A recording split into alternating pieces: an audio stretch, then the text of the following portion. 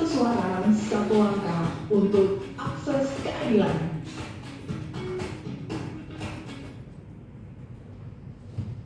Assalamualaikum warahmatullahi wabarakatuh.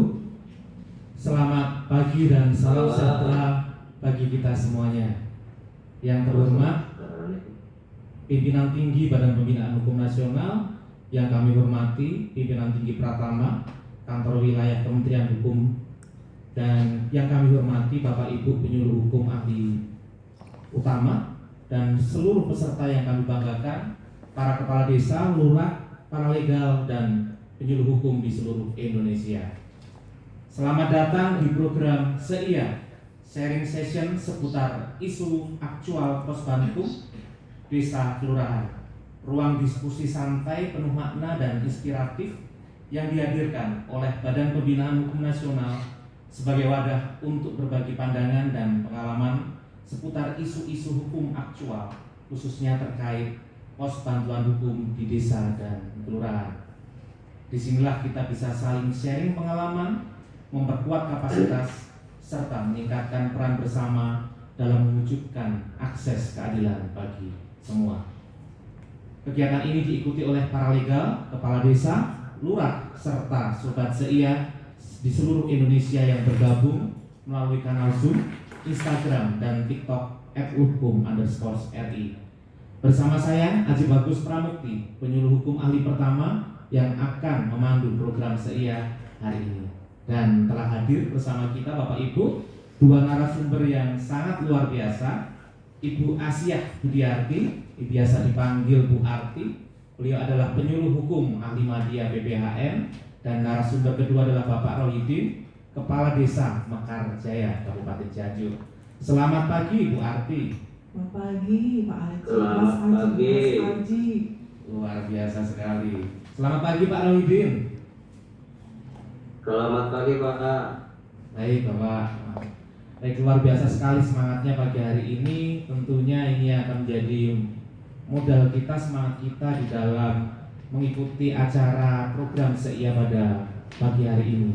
Bapak Ibu dan Sobat SEIA, topik yang kita bahas hari ini sangat relevan dengan kehidupan sehari-hari masyarakat, yaitu perlindungan hukum terhadap masyarakat dan praktek pinjaman online ilegal melalui optimalisasi peran pos bantuan hukum di desa dan kelurahan.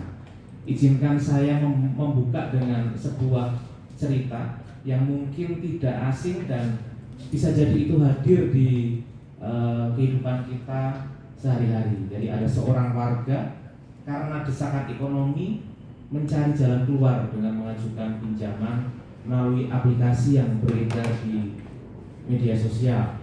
Prosesnya sangat mudah, cukup dengan unggah KTP, isi data pribadi, dan kemudian dilakukan verifikasi.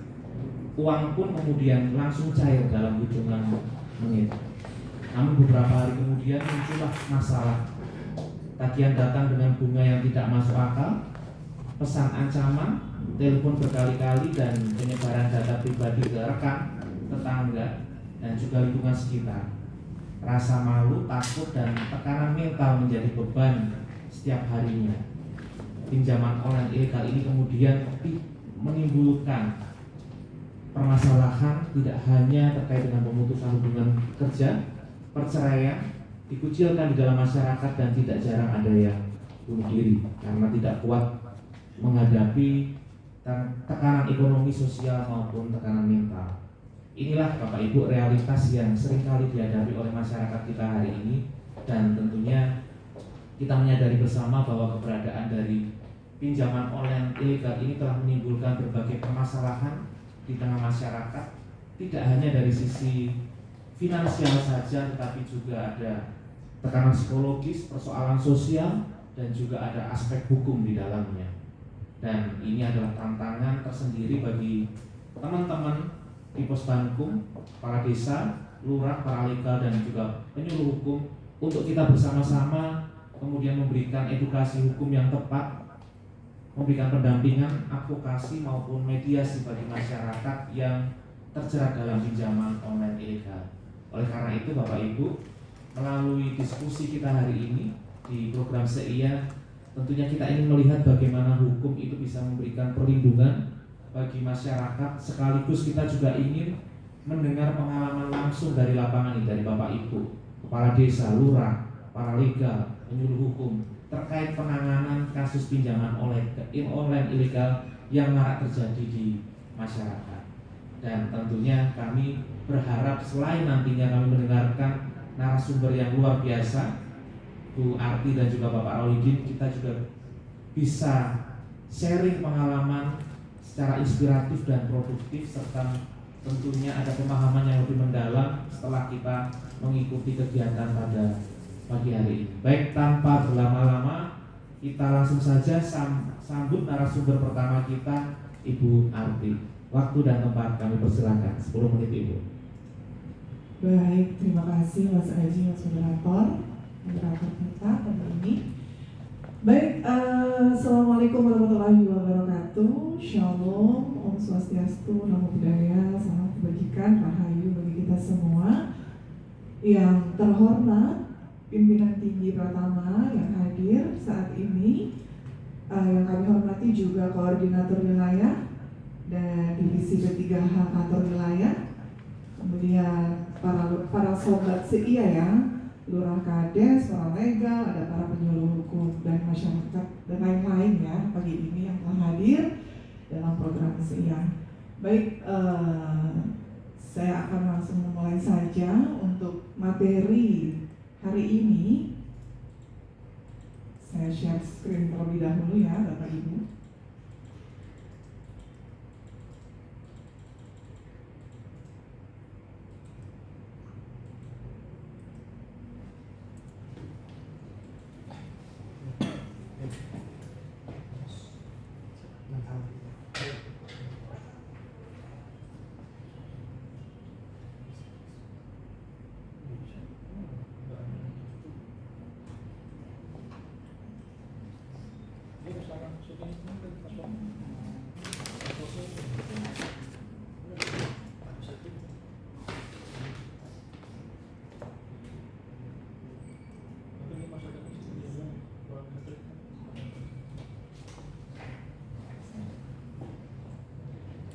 Bisa backup Mas, ada kendala teknis, mohon maaf.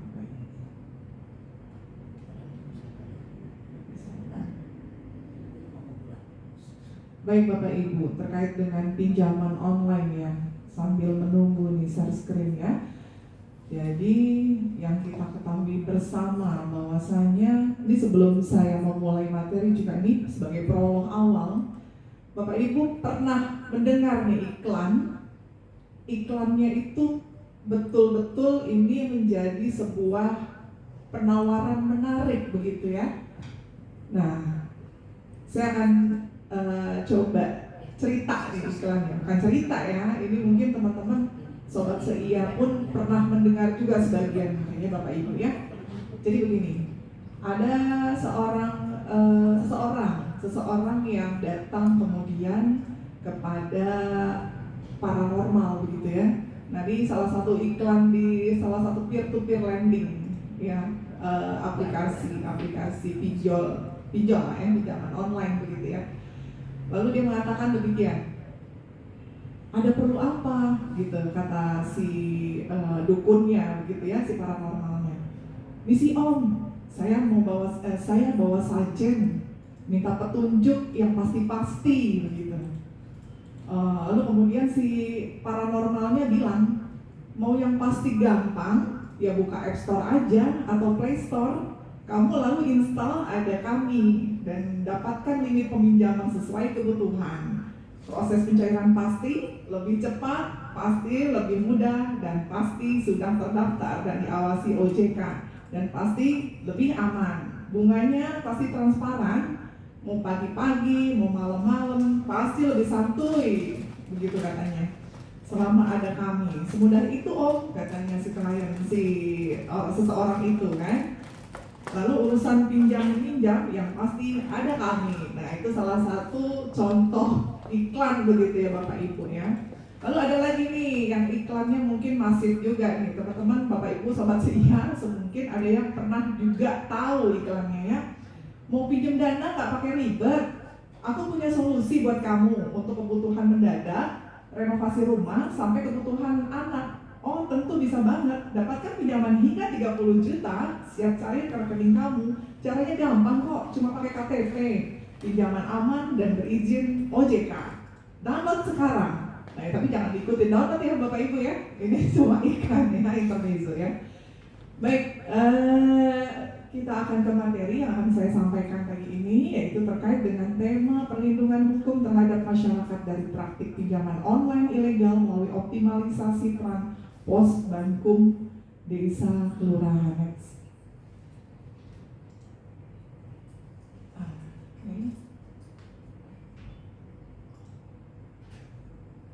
Next.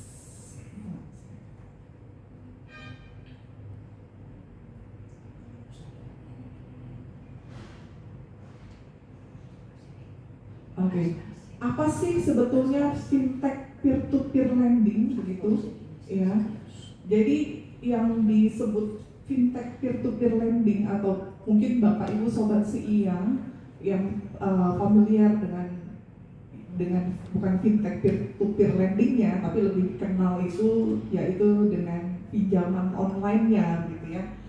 Nah, diatur di regulasi negara sudah hadir ya di dalam aturan yang mengatur terkait perizinan.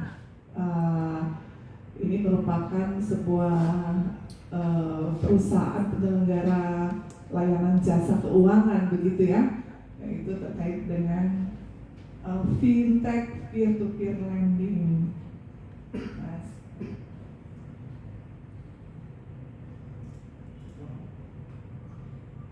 Lalu di sini kita lihat bahwasanya informasi layanan pendanaan bersama berbasis teknologi informasi yang selanjutnya disingkat LPBDTI adalah penyelenggaraan layanan jasa keuangan untuk mempertemukan antara pemberi dana dengan penerima dana dalam melakukan pendanaan baik secara konvensional maupun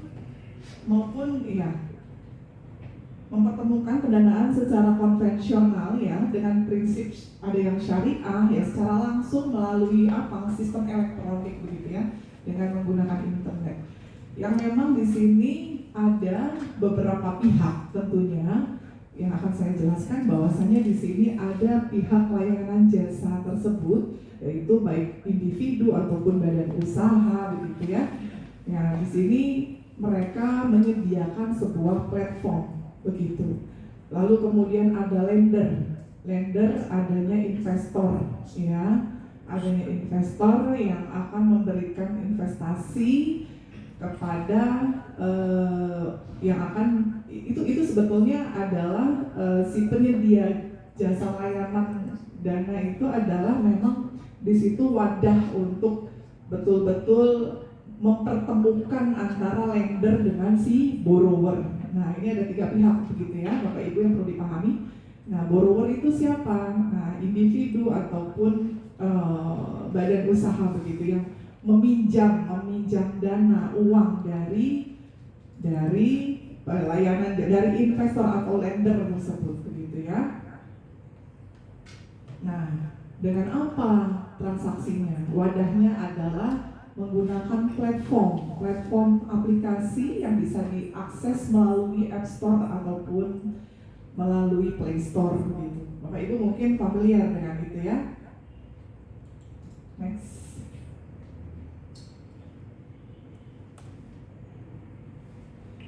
OJK.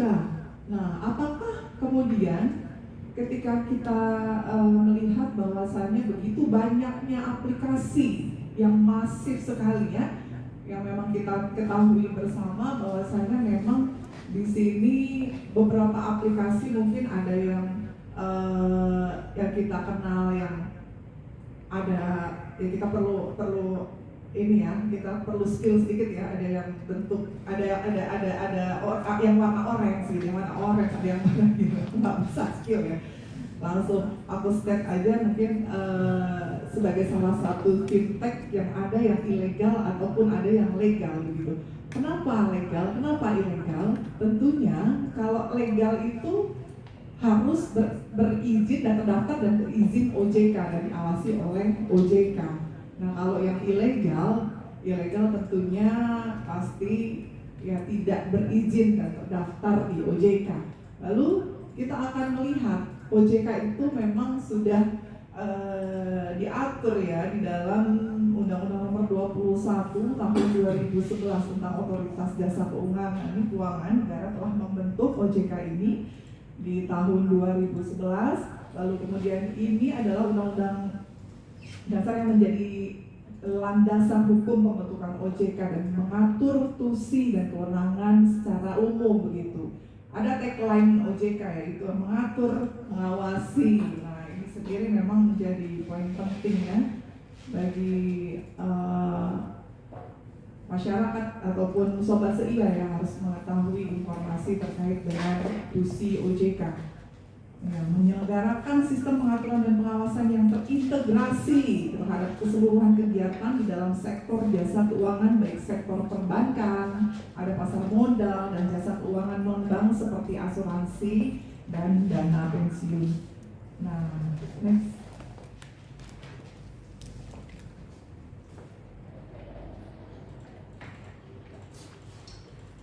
Nah, kita akan melihat mengapa sih harus pinjam dana ke pinjaman online. Bapak Ibu Sobat seia, alasan dasar ya, alasan dasar mengapa kita meminjam begitu ya, karena faktor adanya tentunya kebutuhan seperti apa yang kita lihat bahwasannya terkait dengan kebutuhan itu sendiri ada pengaruh-pengaruh di dalam kebutuhan, yaitu di dalam pola hidup ataupun pengaruh lingkungan atau terdesak ekonomi dan bahkan konsumtif begitu ya.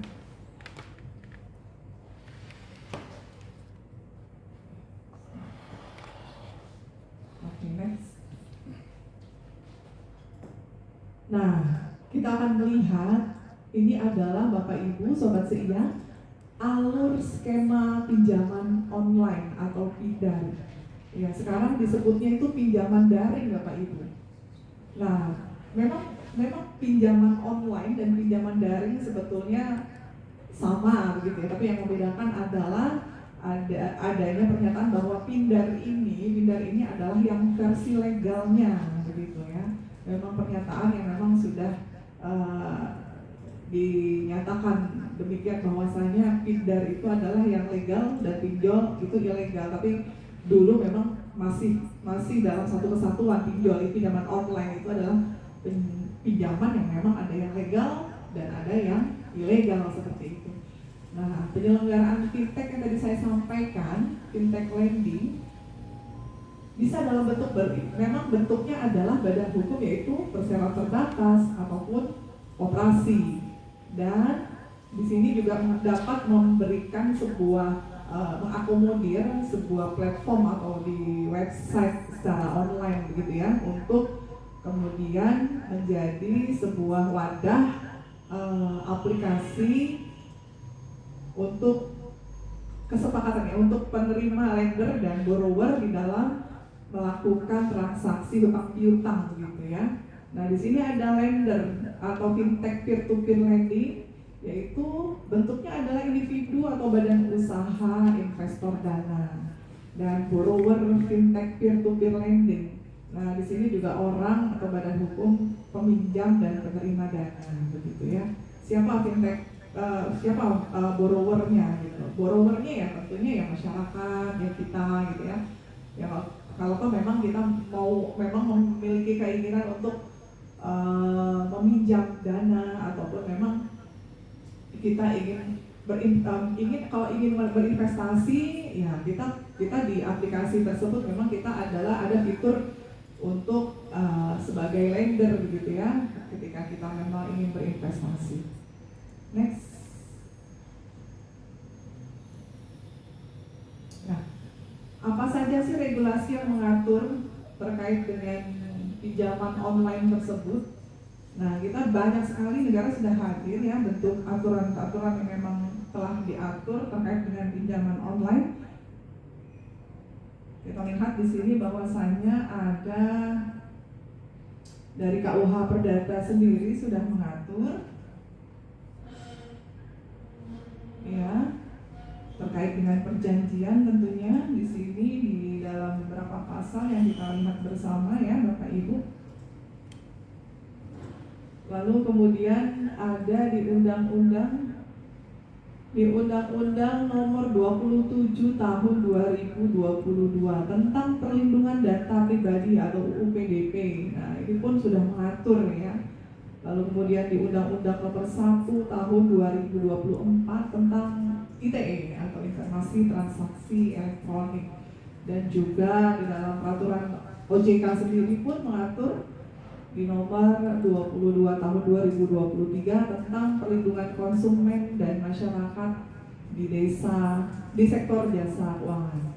Lalu kemudian POJK yang terbaru ya Bapak Ibu Sobat Seia, bahwasanya POJK telah mengatur juga terkait dengan LPBBTI, yaitu diatur di dalam POJK nomor 40 tahun 2024, dan di surat edaran OJK sendiri juga pun mengatur di dalam POJK nomor 18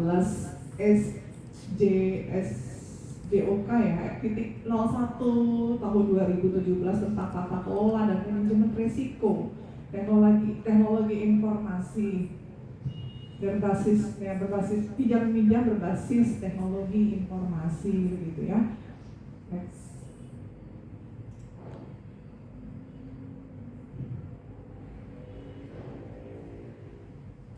Nah, ini adalah gambaran fintech peer-to-peer lending Bapak Ibu yang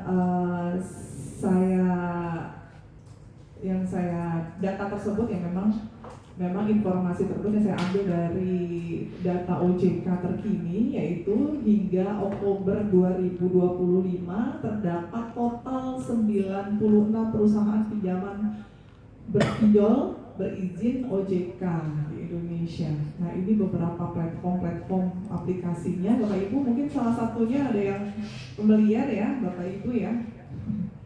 Di sini ada 96 perusahaan fintech peer-to-peer lending berizin OJK yang resmi ya. Baik, next.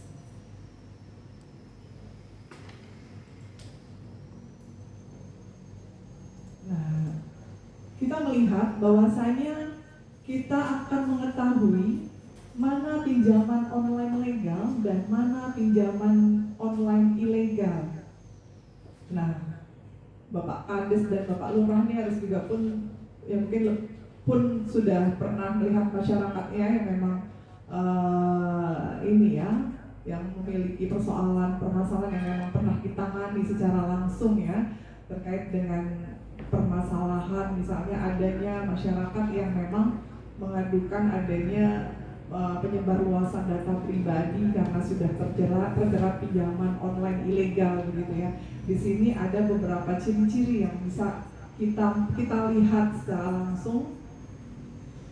Yang memang yang pertama kita lihat di dalam pinjaman online, kita akan membedakan ya dalam pinjaman online legal itu tentunya platform pasti berizin resmi dari OJK. Lalu yang kedua adalah persetujuan pinjaman itu sangat mudah Bapak Ibu. Bunga di 0,1% sampai dengan 0,3% per hari sesuai ketentuan OJK. Lalu kemudian akses hanya 3 bentuk, yaitu dengan singkatan itu camilan. Camilan itu apa sih? Camilan itu singkatan ya, sebuah singkatan akronim dari kamera. Nah, di sini juga kita melihat, nah, di sini ada location. Nah, kita bisa melihat bahwasanya kalau memang datanya kita pada saat kita login ataupun apply aplikasi dengan konteks kita ada mengisi data pribadi, data diri kita betul-betul ada fitur-fitur ya, ada fitur kita harus foto begitu ya. Lalu kemudian juga ada take location. Nah, di situ masih kategori berizin masih resmi gitu ya. Lalu kemudian terdapat layanan pengaduan, tentunya pasti harus ada layanan pengaduan, penawaran melalui App Store dan Play Store, penagihan sesuai prosedur OJK dan dilakukan hanya di hari Senin sampai dengan Sabtu pukul 8 pagi sampai 8 malam ya. Pegawai penagih tersertifikasi dari Asosiasi Fintech Pendanaan Bersama Indonesia atau API ya. Nah, kalau misalnya yang ilegal bagaimana Bu? Nah, kalau yang ilegal tentunya tidak memiliki izin resmi OJK dan persetujuan pinjaman sangat mudah. Iya. Bunga dan denda tidak terbatas, akses ke seluruh ponsel. Nah, ini sangat penting Bapak Ibu supaya tidak ada penyebaran data pribadi. Kalau yang ilegal itu mudah sekali akses, tapi dia harus ada ketentuan untuk ada membuka akses phonebook begitu ya. Nah, nanti kalau misalnya phonebook diminta untuk akses phonebook itu open, nah artinya ini ilegal aplikasinya. Tidak ada layanan pengaduan. Lalu kemudian penawaran melalui jalur pribadi tanpa izin. Ancaman teror itu pasti terjadi dan penghinaan, pencemaran nama baik dan penyebaran foto pribadi. Lalu kemudian pegawai penagih tidak tersertifikasi dari Asosiasi Fintech ya, yang dari OJK begitu. Next.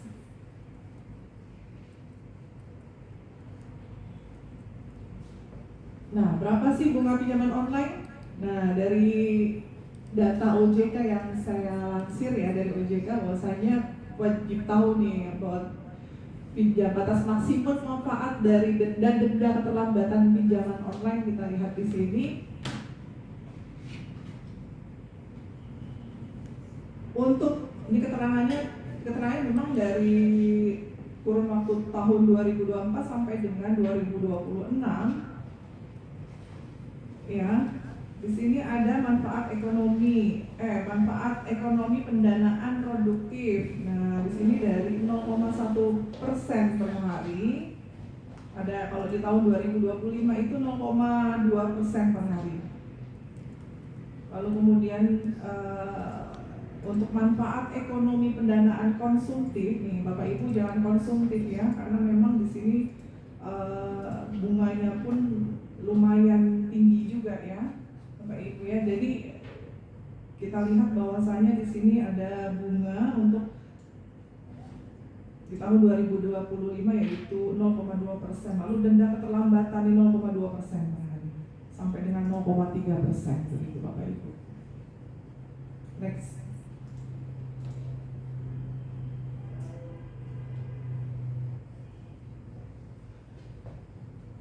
Nah, ini proses bisnis. Proses bisnisnya adalah ya, ini adalah alur ya, mekanisme atau alur bagaimana pinjaman ilegal. Nah, di sini proses bisnisnya, alurnya apakah memang ini kan memang tidak berizin OJK ya. Nah, ini seperti tampilan ada di layar bahwasanya bunganya tinggi begitu ya. Lalu kemudian pastinya tidak berizin, tidak diawasi OJK. Nah, ini juga sangat membuat meresahkan sekali ya ketika kita memang sudah terjerat, bahkan flower to flower itu kan ketika kita coba untuk apply satu aplikasi dan ternyata ilegal. Nah, biasanya untuk tenor waktunya itu ada yang 7 hari begitu ya, dengan tenor sependek itu. Lalu kemudian karena ketidaktahuan kita, pengertian kita, tidak pahaman kita, akhirnya ketika sudah langsung apply, tahu-tahu uang sudah masuk ke rekening begitu. Lalu ketika sudah masuk ke rekening, nah kita udah dikasih waktu tinggal berapa menit nih Mas Aji? Panjang sekali ya. 3 menit lagi Bu. 3 menit lagi. Oke, next langsung saja Bapak Ibu. Oke.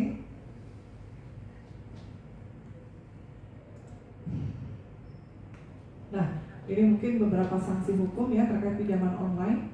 Yang tadi juga di awal sudah saya sampaikan bahwa memang negara setelah hadir juga dengan beberapa aturan-aturan terkait dengan pinjaman online ya, pinjaman online legal yang pasal-pasalnya memang terkait dengan di pasal 492 yaitu penipuan ya, yang di Undang-Undang Nomor 1 Tahun 2003 yang terbaru yang akan launching di tahun 2026 2 Januari.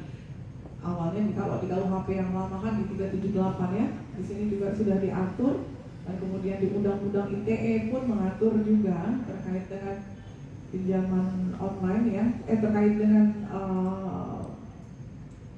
ini terkait dengan digunakan dan menjerat kejahatan pinjaman online tentunya di dalam pasal 22B dan 29 gitu ya. Dan Undang-Undang PDP juga mengatur dalam tentang perlindungan data pribadi. Apalagi rentan sekali ketika kita melihat data pribadi kita sudah sampai dengan disebarluaskan secara tidak bertanggung jawab gitu ya. Terima kasih. Langsung di next aja Mbak. Sanksi-sanksi bagi penyelenggara pinjaman online juga pun ada yang memang di sini sanksi-sanksi yang diatur di dalam, nah ini dalam perizinan ya. Sanksi pelaku bisa dipenjara antara untuk penyelenggara pinjaman online ilegal, operasi tanpa izin di sini antara 5, sanksinya adalah antara 5 hingga 10 tahun dan denda minimal Rp 1 miliar ya, 1 miliar bahkan hingga 1 triliun berdasarkan pasal 237 dan 305 Undang-Undang Nomor 4 Tahun 2023 tentang pengembangan dan penguatan sektor keuangan, Undang-Undang P2SK di sini. Lalu kemudian penyalahgunaan atau penyebaran data pribadi, nah UPDP lagi nih, pelaku dikenakan sanksi 8 tahun, denda sampai dengan 2M. Dan pasal 4 ayat 1 Undang-Undang ITE ya, nah, ini sudah juga mengatur begitu ya Bapak Ibu. Ancamannya juga nggak main-main di sini, sampai dengan 6 tahun, bahkan tadi pun ada yang sampai 10 tahun ya Undang-Undang P2SK.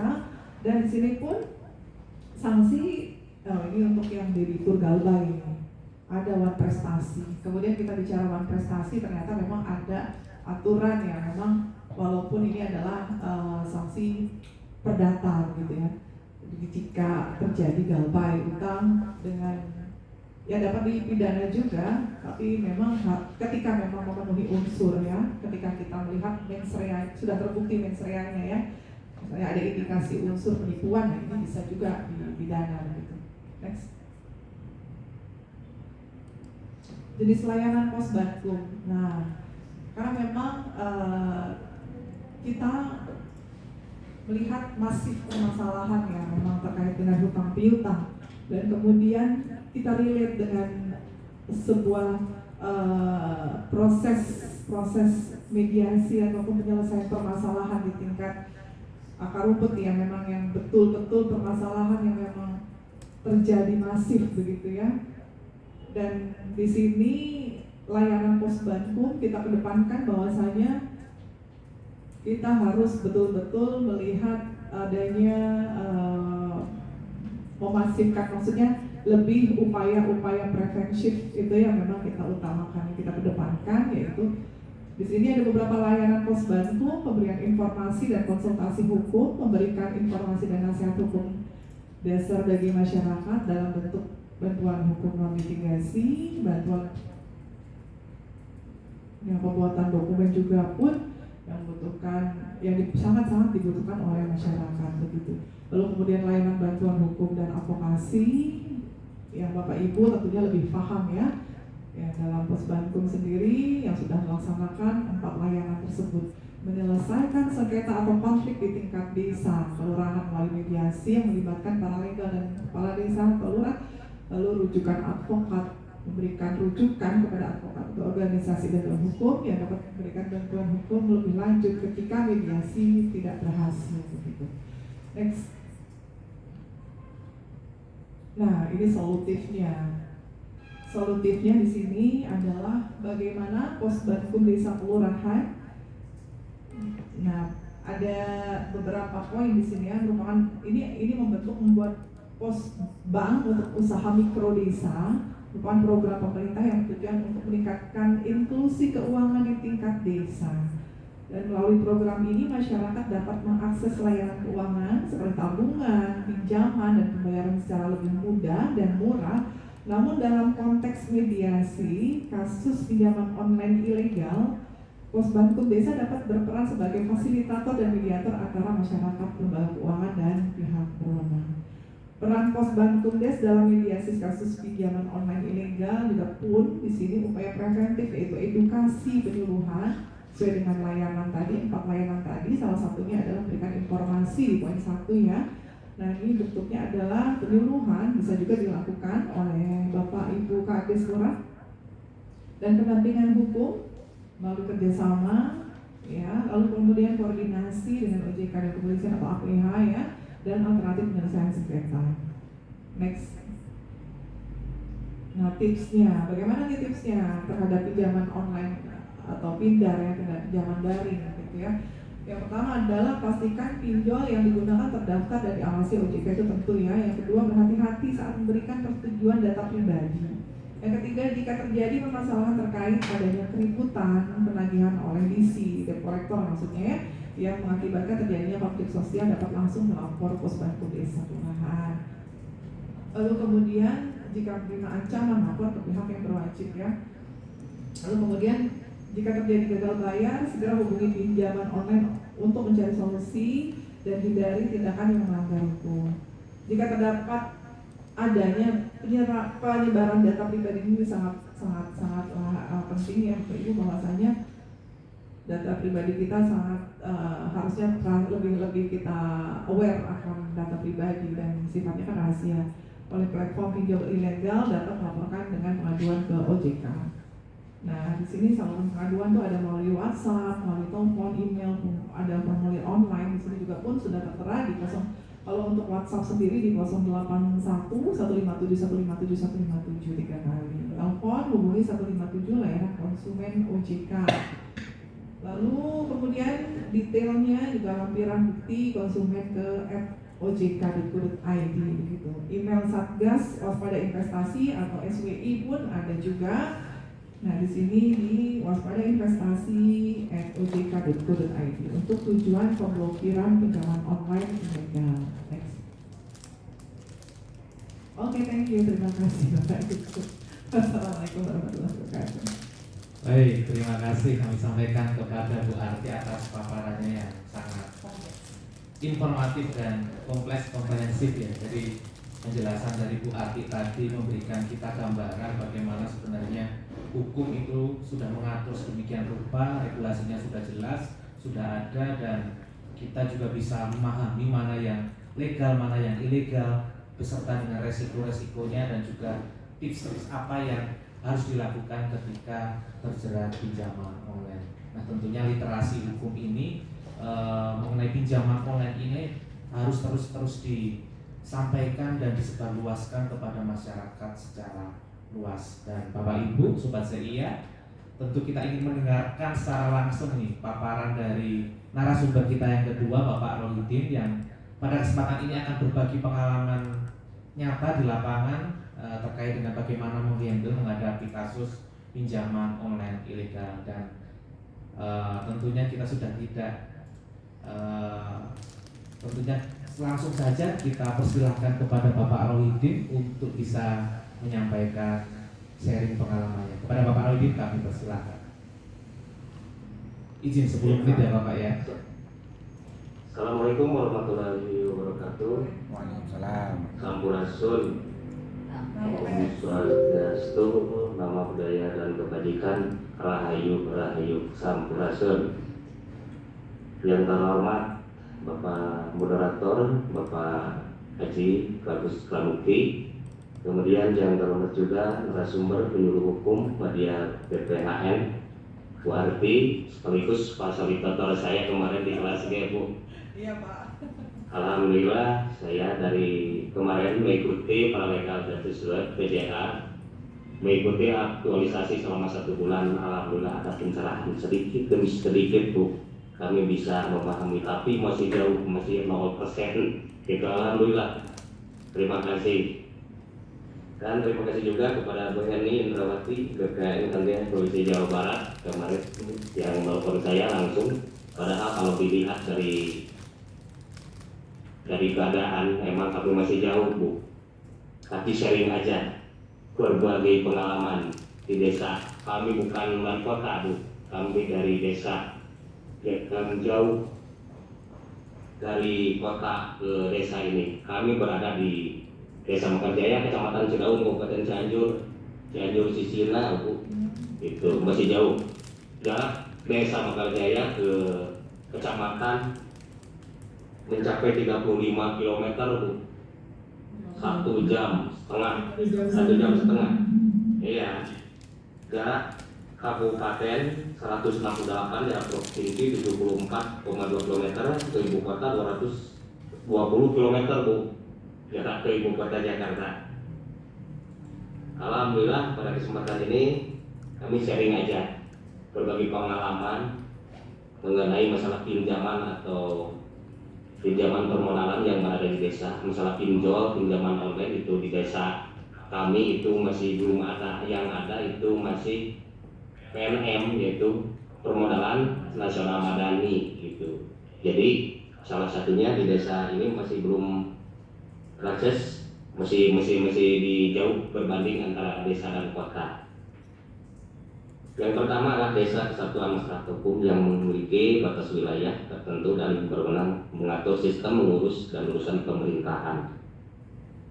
Desa Mekarjaya yang berada di Kecamatan Cidaun, Kabupaten Cianjur, berbatasan dengan sebelah utara dengan Kabupaten Bandung, sebelah timur dengan Kabupaten Garut, sebelah barat dengan Kecamatan Naringgo, dan sebelah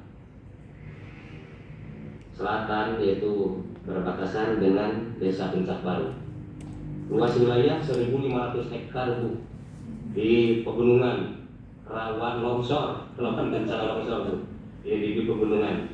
Mayoritas warga masyarakat kami adalah petani. Sebagian ada petani padi 90%, ya, 90%, bahkan beras yang masuk ke Bandung itu ke daerah Ciwidey per minggunya hampir 8 ton masuk ke Kabupaten Bandung. Kemudian gula aren sekitar 3,5 ton, cabai dan apel dan kopi itu masih banyak ditanam di desa kami.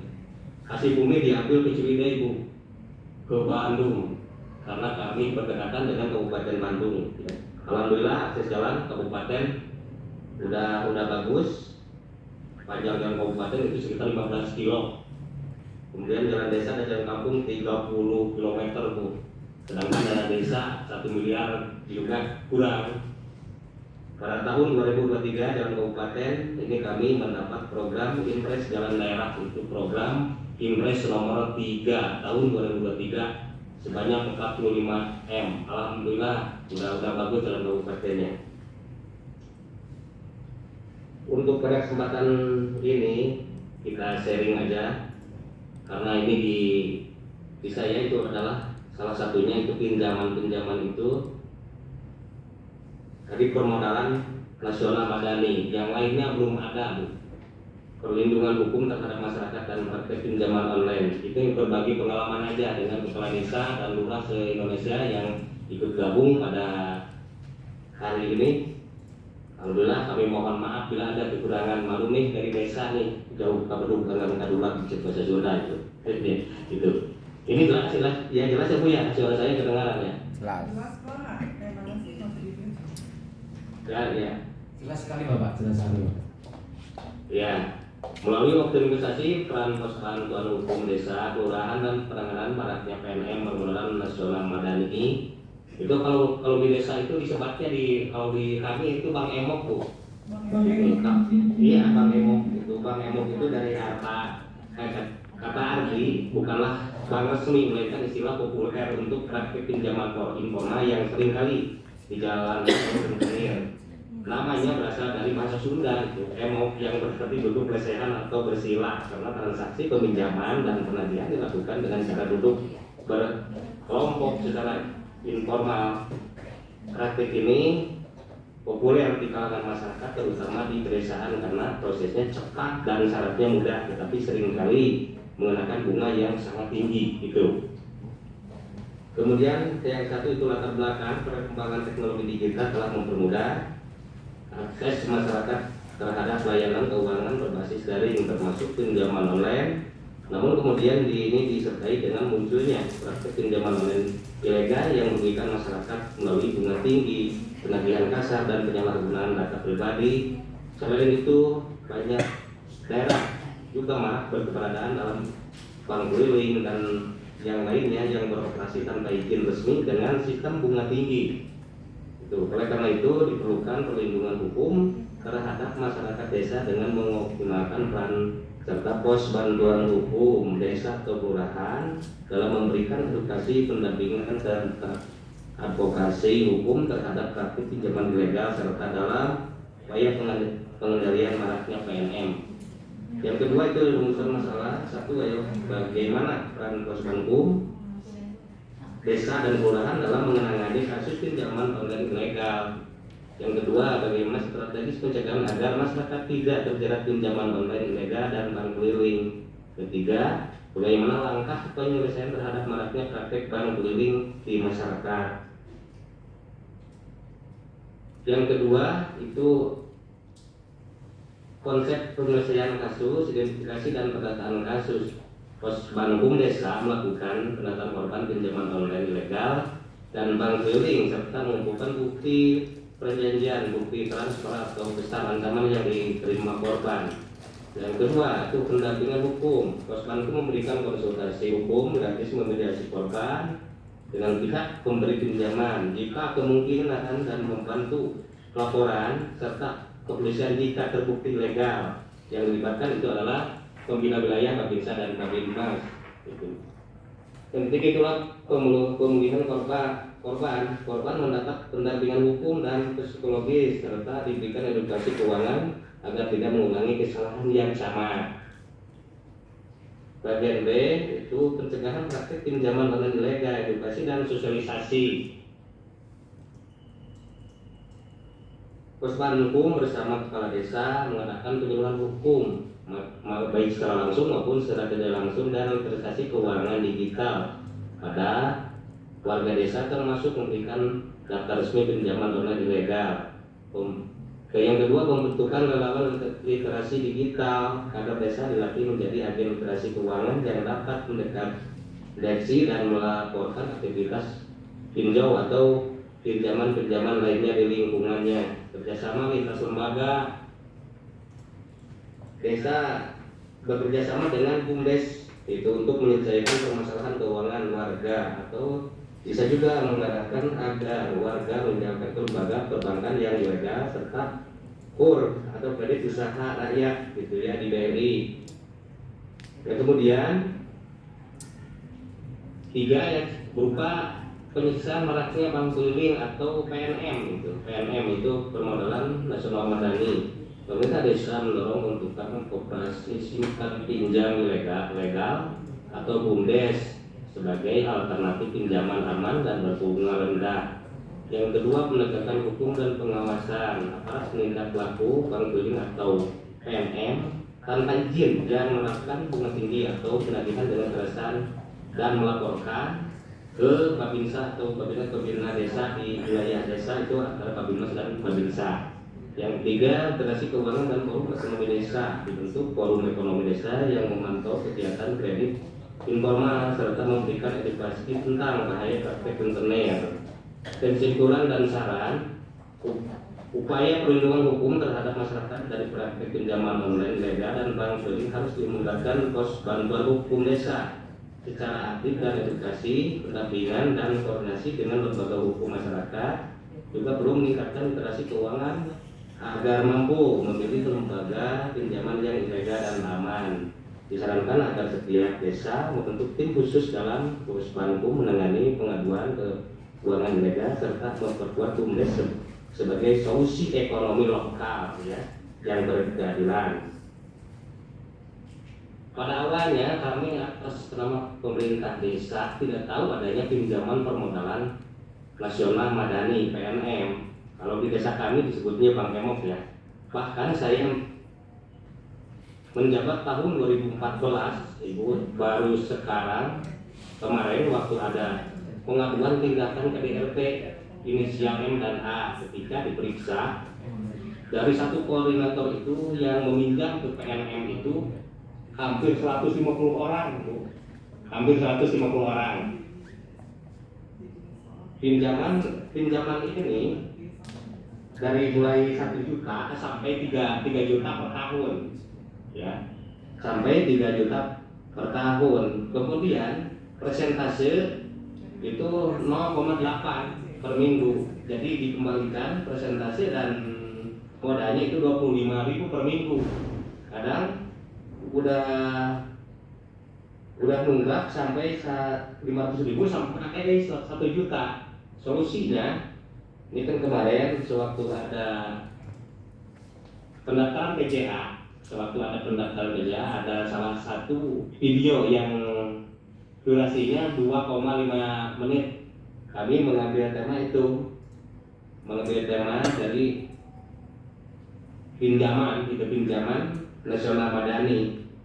Kemudian solusinya kami baik secara langsung maupun secara tidak langsung dari 150 orang sampai sekarang sudah ada 45 orang lagi, Bu. Solusinya kami dari BUMDes desa ikut juga membayar atau membantu yang sangat nunggak itu, tetapi yang lainnya bisa dipindahkan karena di desa ada salah satu sertifikat redistribusi itu dipindahkan ke KUR, yaitu ke kredit usaha rakyat. Insya Allah kami kalau sudah berjalannya koperasi Merah Putih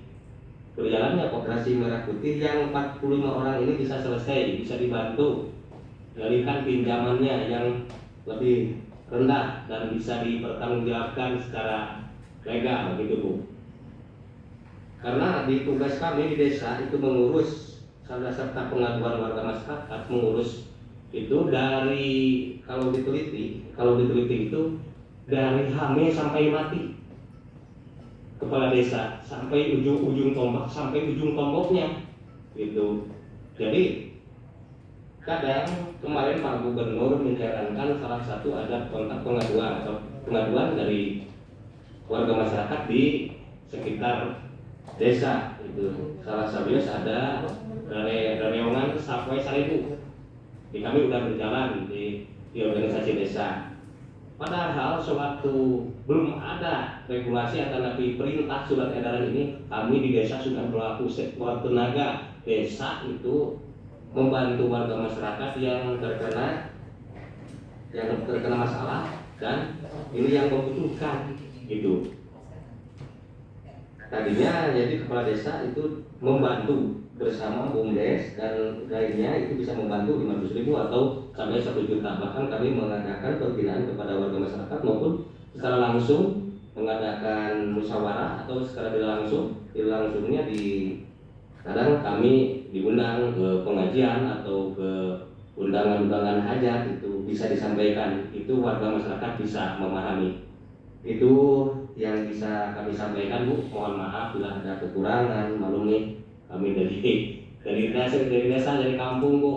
Ya, Pak. Mohon maaf nih, ini sharing aja buat rekan-rekan kepala desa dan lurah Indonesia yang ikut kemarin mengikuti PJA ya. Selamat yang kemarin di Sabuga Bandung bertemu dengan Bapak Kementerian Hukum dan Bapak Gubernur Jawa Barat. Atur nuwun Ibu. Assalamualaikum warahmatullahi wabarakatuh.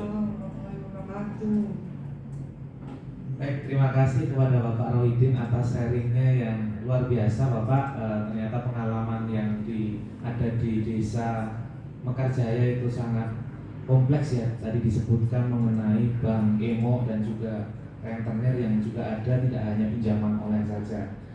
Kadang memang persoalan ekonomi itu akhirnya kemudian menjadi jalan shortcut, gitu, jalan pintas bagi warga karena saudara nggak bisa dipinjemin, tetangga nggak bisa dipinjemin, akhirnya cari jalan cepat untuk pinjam ke pinjol atau bank emo atau rentenir gitu kan. Akhirnya yang jadi dihubungin adalah tetangganya, saudaranya, Pak Lurahnya, karena kebetulan nomor kontaknya disimpan di handphone warganya. Dan itu adalah kondisi realitas kita hari ini, Bapak Ibu, dan tentunya kami juga ingin mendengarkan pengalaman-pengalaman lain dari Bapak Ibu Kepala Desa, Lurah maupun para lega penggerak Posbankum untuk bersama-sama kita mungkin bisa berbagi pengalaman ataupun saat ini sedang menangani kasus yang mungkin belum selesai, masih dilakukan penanganan dan ataupun bertanya seputar pinjaman online ilegal ini. Kami persilahkan Bapak Ibu untuk berbagi pengalaman dengan kami semua yang hadir dengan cara raise hand. Dan kebetulan di sini juga sudah hadir Bapak Ibu dari Kadif P3H Kalsel dari Sumbar NTB. Selamat bergabung Bapak Ibu Kadif. Oke, baik. Dipersilahkan Bapak Ibu Lurah, Bapak Ibu Kepala Desa, para legal maupun penyuluh hukum yang ingin berbagi pengalamannya, silahkan untuk raise hand. Kami persilahkan kesempatan pertama ini kepada Bapak Mustarudin dari Bengkulu. Dipersilakan Bapak. Terima kasih. Kenalkan, Mas saya Sapuddin dari Desa Pulai Payung, Kecamatan Ipu, Kabupaten Kumuko, Provinsi Bengkulu. Saya sebagai seorang kepala desa kemarin mengikuti PCA yang 2025 ini, alhamdulillah masuk ke daftar yang dipanggil ke Jakarta kemarin. Selamat ya. Nah, jadi berbagi pengalaman terkait dengan Posbankum ini, kami sebagai kepala desa ini memang betul apa yang disampaikan oleh saudara kita tadi. Memang ujung tombak terkait salah satunya permasalahan hukum. Desa ini itu hampir setiap hari masalah hukum itu sampai ke kepala desa. Yang baru sampai per hari ini adalah terkait dengan ada masyarakat desa tetangga membangun rumah yang dikerjakan oleh konsultan proyek. Sementara terkait dengan pelaksanaan pembangunan tersebut, tanah timbunannya berserakan di dalam juga, jadi mengganggu ketertiban, keamanan, kebersihan, udara tercemar di sekitar tersebut, sehingga masyarakat sekitar itu mau demo kepada pelaksana proyek tersebut. Nah, kemudian kami mengambil sikap menginformasikan kepada Babinta, Babin Kamtipmas, dua desa untuk di pos kita. Alhamdulillah terselesaikan. Pihak kontraktor proyek yakin lingkungan tempat mereka bekerja tidak mengganggu daripada masyarakat sekitarnya. Jadi kalau tidak ada hukum, ya sangat, karena kita koordinasi kadang kerjasama antar desa, dari desa yang satu, desa yang dua, kan desanya berbatasan. Nah, itu terkait per hari ini. Nah, namun semenjak kami sudah diregister Posbankum dari Kementerian Hukum melalui Kanwil Provinsi Bengkulu, pengaduan permasalahan hukum ini sangat banyak sekali. Bahkan bukan yang baru terjadi, permasalahan hukum antar warga yang 20 tahun yang lalu sekarang naik kembali. Nah, salah satu contohnya terkait dengan permasalahan sengketa tanah. Jadi sudah ada 20 tahun sampai 30 tahun. Mohon izin Bapak ya, mungkin lebih spesifik kepada pinjaman atau terkait dengan hutang piutang secara online gitu. Mohon izin ya Pak ya. Terkait pinjaman online ini Pak. Jadi kami ada Koperasi Desa Merah Putih Pak, salah satu yang menjadi percontohan. Nah, kemudian kemarin kami ingin mengajukan pinjaman ke LPDB, Lembaga Pembiayaan Dana Bergulir Kementerian Koperasi. Nah, jadi salah satu pengurus koperasi kami itu ternyata kena BI checking. Nah, BI checkingnya itu ada pinjamannya di salah satu pinjol. Nah, kita akhirnya pihak LPDB Kementerian Koperasi tidak mau mencairkan dana untuk koperasi tersebut sebelum diselesaikan. Nah, setelah kami konfirmasi kepada pengurus kami yang kena BI checking, mereka tidak pernah meminjam, Pak. Tidak pernah meminjam, tapi ya bagaimana karena sudah kena BI checking, kami selesaikan juga. Pinjaman sudah dibayar, melaksanakan pinjaman online itu. Sekarang BI checkingnya belum terselesaikan, Pak. Mendarat. Jadi kalau bisa room ini bagaimana kami kan terkena BC tipe A. Padahal mereka tidak pernah melakukan pinjaman. Kemungkinan pinjaman itu datanya tersebar, karena tahu siapa yang minjam. Nah, inilah kali tentang kita prediksi kita. Ini baru tahu karena ya lakukan cek base melalui Kementerian Koperasi. Nah, begitu pengalaman belum mereka hapus. Nah, terima kasih, Pak. Assalamualaikum warahmatullahi wabarakatuh. Waalaikumsalam. Baik, terima kasih Bapak Mustarudin. Menarik sekali nih Bapak Ibu Sobat Seia, bahwasannya memang ada pengalaman dari warganya yang pernah melakukan pinjaman, ternyata terlihat di dalam sistem BI checking, dan padahal selama perjalanan waktunya juga tidak pernah melakukan pinjaman di pinjaman online ataupun pinjaman lainnya. Nah, bagaimana sebenarnya ini realitas ini terjadi dan seperti apa sebenarnya ketika kita mendapatkan persoalan tersebut, menarik untuk kita bersama didiskusikan, dan kami persilahkan Bapak Ibu untuk sebelum ke narasumber, tentunya kami persilahkan kepada Bapak Ibu untuk memberikan tanggapan ataupun bisa sharing-sharing terlebih dahulu menanggapi apa yang sudah dihadapi oleh warganya Bapak Mustarudin di Pulau Payung. Kepada Bapak Ibu kami persilahkan untuk bisa memberikan tanggapan atas apa yang disampaikan oleh Bapak Mustarudin. Kami persilahkan kepada Bapak Kades, Bapak Lurah, Bapak Paralegal maupun penggerak-penggerak Posbankum. Dipersilahkan.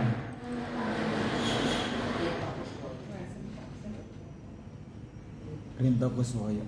Baik, kami berikan kesempatan kepada Bapak Rinto Kuswoyo untuk bisa menyampaikan tanggapannya terlebih dahulu, dan kami ingatkan kepada Bapak Ibu sekalian bahwa tema yang kita bahas pada siang hari ini adalah terkait dengan pinjaman online, dan kepada Bapak Ibu peserta Zoom kami harapkan dapat mengisi daftar hadir yang sudah kami kirimkan di link chat. Kepada Bapak Rinto Kuswoyo kami persilakan, Bapak. Baik, assalamualaikum warahmatullahi wabarakatuh.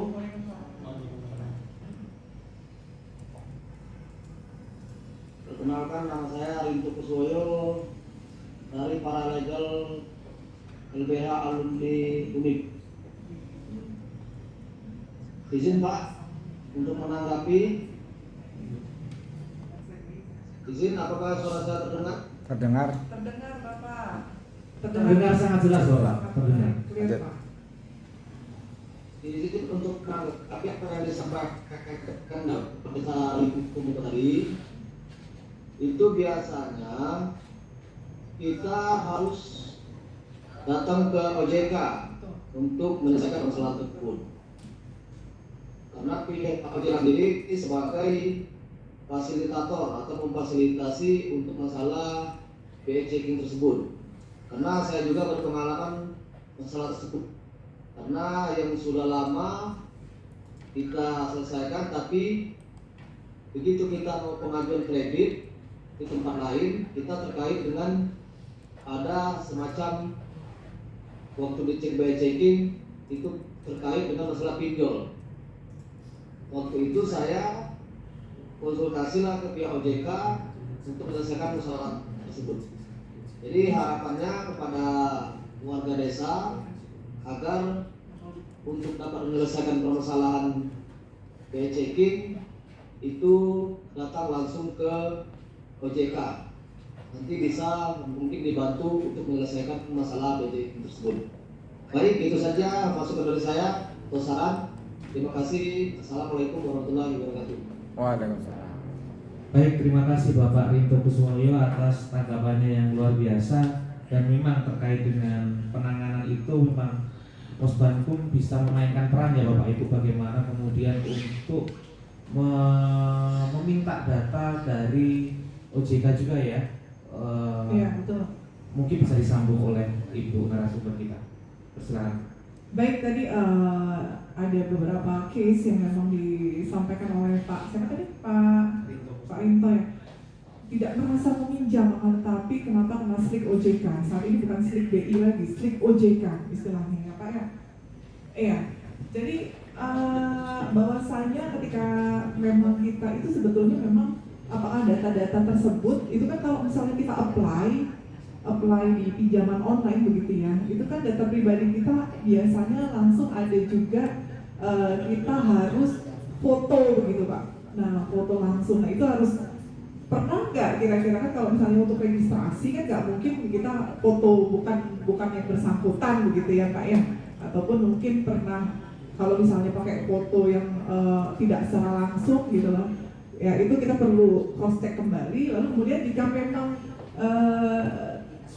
tidak merasa bahwasanya melakukan apply ataupun meminjam ke pinjaman online begitu, lalu kemudian terkena slik OJK, nah dapat langsung menghubungi saja OJK Bapak, langsung menghubungi OJK, lalu kemudian periksa laporan sliknya begitu Pak, klarifikasi ke OJK-nya Bapak, ajukan permohonan keberatan ya Pak ya, itu bisa juga untuk mengidentifikasi begitu ya Pak ya, bahwasanya memang yang bersangkutan tidak pernah melakukan kesepakatan atau mungkin apply ataupun meminjam di salah satu aplikasi platform ya, aplikasi pinjaman online atau pinjaman daring gitu Bapak. Nah lalu kemudian pantau juga prosesnya gitu dengan mengajukan beberapa proses-proses yang memang di situ pasti ada langkah-langkah mekanisme proses untuk melakukan klarifikasi ke OJK, lalu kemudian perbaikan, mengajukan permohonan perbaikan, pantau secara berkala perkembangannya bagaimana. Nah lalu kemudian disertakan juga Pak data-data resmi, bukti-bukti resmi pendukung untuk klaimnya Pak, seperti KTP atau dokumen-dokumen lain begitu. Dan saya juga menyambut baik ya ketika tadi dibahas juga oleh Pak Rinto terkait dengan program Desa Koperasi Merah Putih yang memang digaungkan oleh Pak Presiden yang menjadi program prioritas juga, yang menjadi salah satu program prioritas yang menerima stimulus fiskal nih ceritanya ya dari pemerintah, telah menyiapkan anggaran kebijakan paket stimulus nih ya, yang dijalankan memang sebelum 20 Oktober 2025 begitu di Kemenkop ya, dan ini menjadi sebuah target-target yang luar biasa untuk betul-betul meningkatkan ekonomi ya, apalagi di masyarakat di wilayah-wilayah begitu, dengan target-targetnya juga luar biasa di sini. Bahwa di sini juga pun kita bahwasanya melihat targetnya yaitu dengan dibangunnya gudang-gudang dan gerai-gerai sembako mungkin ya Pak ya, bisa dialokasikan pendanaan tersebut untuk yang melibatkan masyarakat tentunya dalam ada layanan-layanan simpan pinjam, perkreditan, klinik desa. Ini baik sekali begitu Pak ya. Dan ya mungkin itu saja dulu ya, nanti kita akan coba sharing-sharing kembali dengan Pak Kades dan lurah lainnya atau Pak Paralegal yang mungkin Sobat Seia yang ingin sharing. Silakan moderator. Baik, terima kasih Bu penjelasannya. Jadi terjawab ya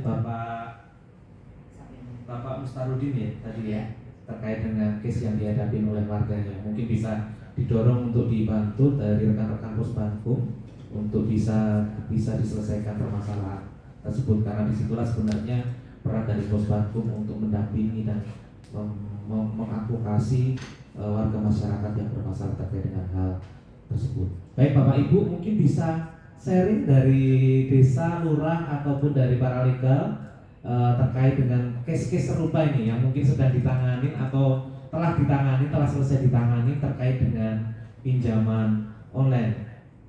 Persilakan Bapak Ibu untuk raise hand.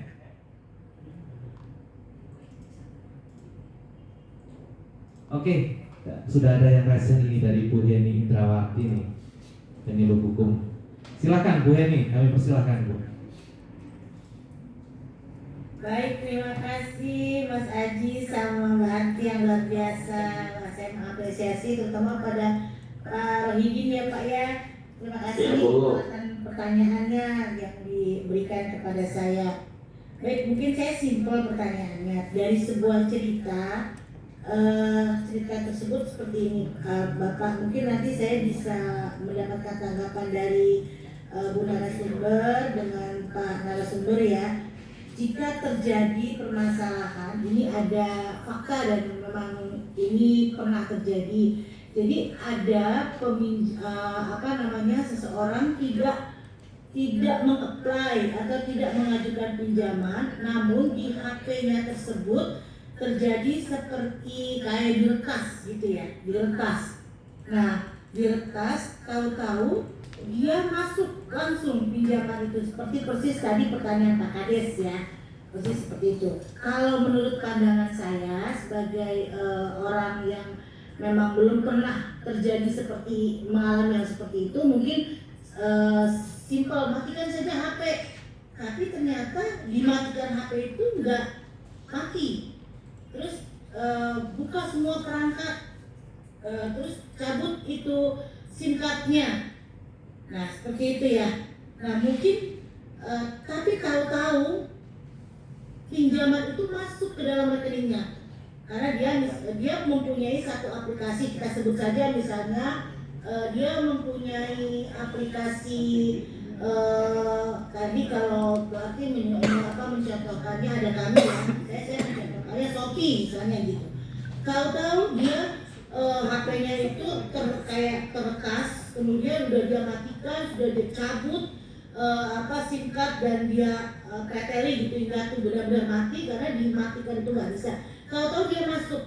Nah, saya cuma pengen tanya pertanyaannya gini, bagaimana sih mengantisipasi, walaupun tadi ya Bu narasumber dan beberapa yang memberikan masukan lapor ke OJK, karena pernah saya menyarankan itu juga, namun tidak semaksimal yang OJK memberikan masukan, karena ada ranah yang memang bukan ranah OJK, ada jawaban seperti itu mengerikan sekali ya, karena kan kita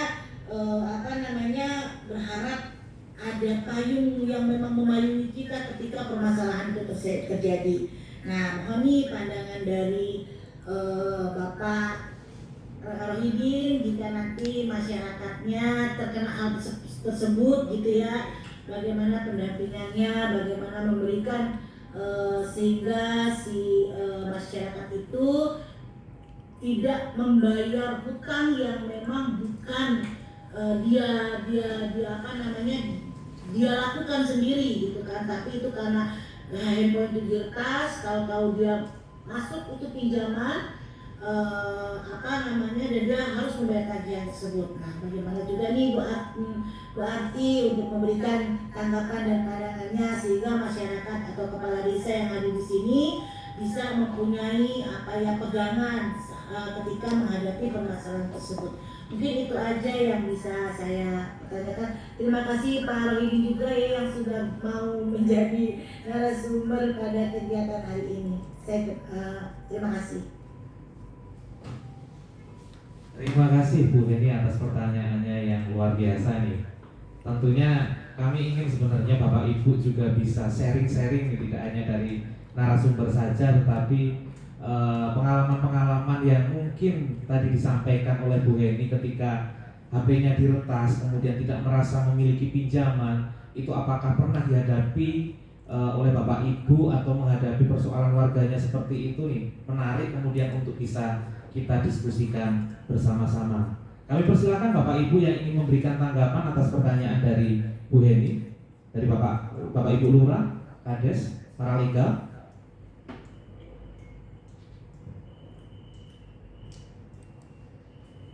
Persilakan untuk raise hand apabila ingin menanggapi Bapak Ibu.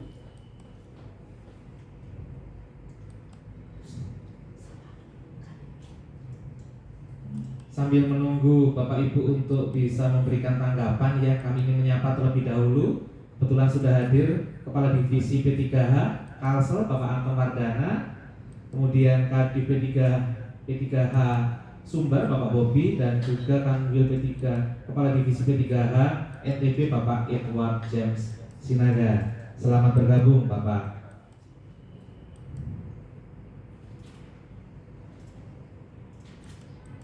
Ya, selamat bergabung Pak Edward.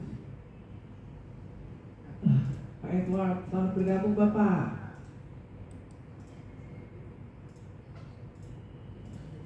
Selamat pagi menjelang siang Bapak Edward.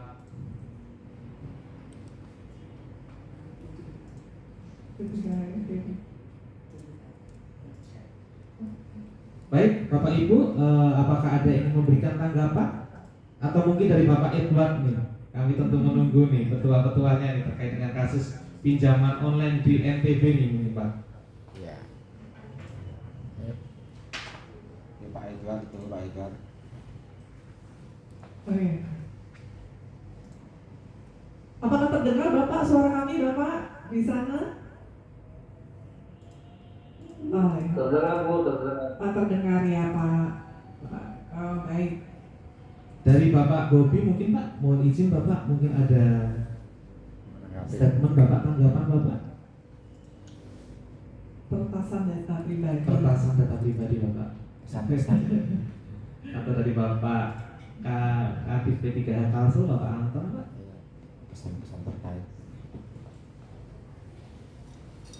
Oh, ya. Langsung Pak. Oke, mungkin sambil menunggu Bapak Ibu yang lainnya untuk memberikan tanggapan terkait dengan peretasan nomor nih, terkait dengan pinjaman online yang tidak pernah dilakukan tiba-tiba masuk dan ada data-data pribadi yang kemudian disalahgunakan di dalamnya.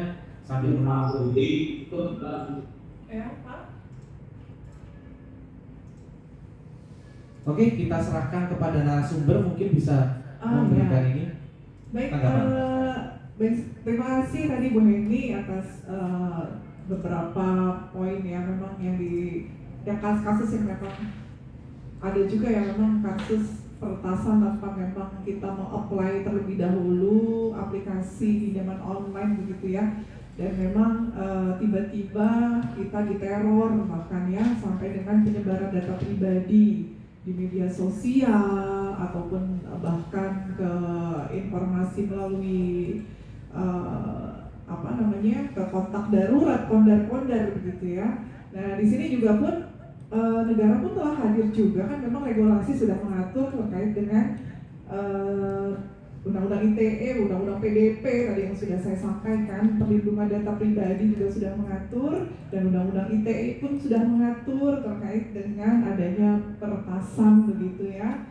Ya memang kita pun tapi harus juga melihat bahwasanya OJK juga kan memang di sini sebagai pengawas layanan jasa keuangan ya, sebagai pengawas controllingnya, dan memang kita pun harus melihat bahwasanya apakah betul gitu lah ya, memang kita data-data kita sejauh mana nih yang tadi saya sampaikan, kita identifikasi nih di melihat apakah kita perlu clearance juga nih. Nah itu penting juga sebelum kita melakukan upaya-upaya hukum lainnya ya, dan itu pun kita pastikan ke pihak OJK terlebih dahulu, dan melakukan pemblokiran, penghapusan data itu penting ya Bu Heni dan Bapak Ibu Lurah Kades, bahwasannya apa, ketika data kita ternyata sudah aksesnya itu beredar di mana-mana, beredar luas, ataupun data-data penting kita begitu. Nah kita kalau bisa perlu saat itu juga kita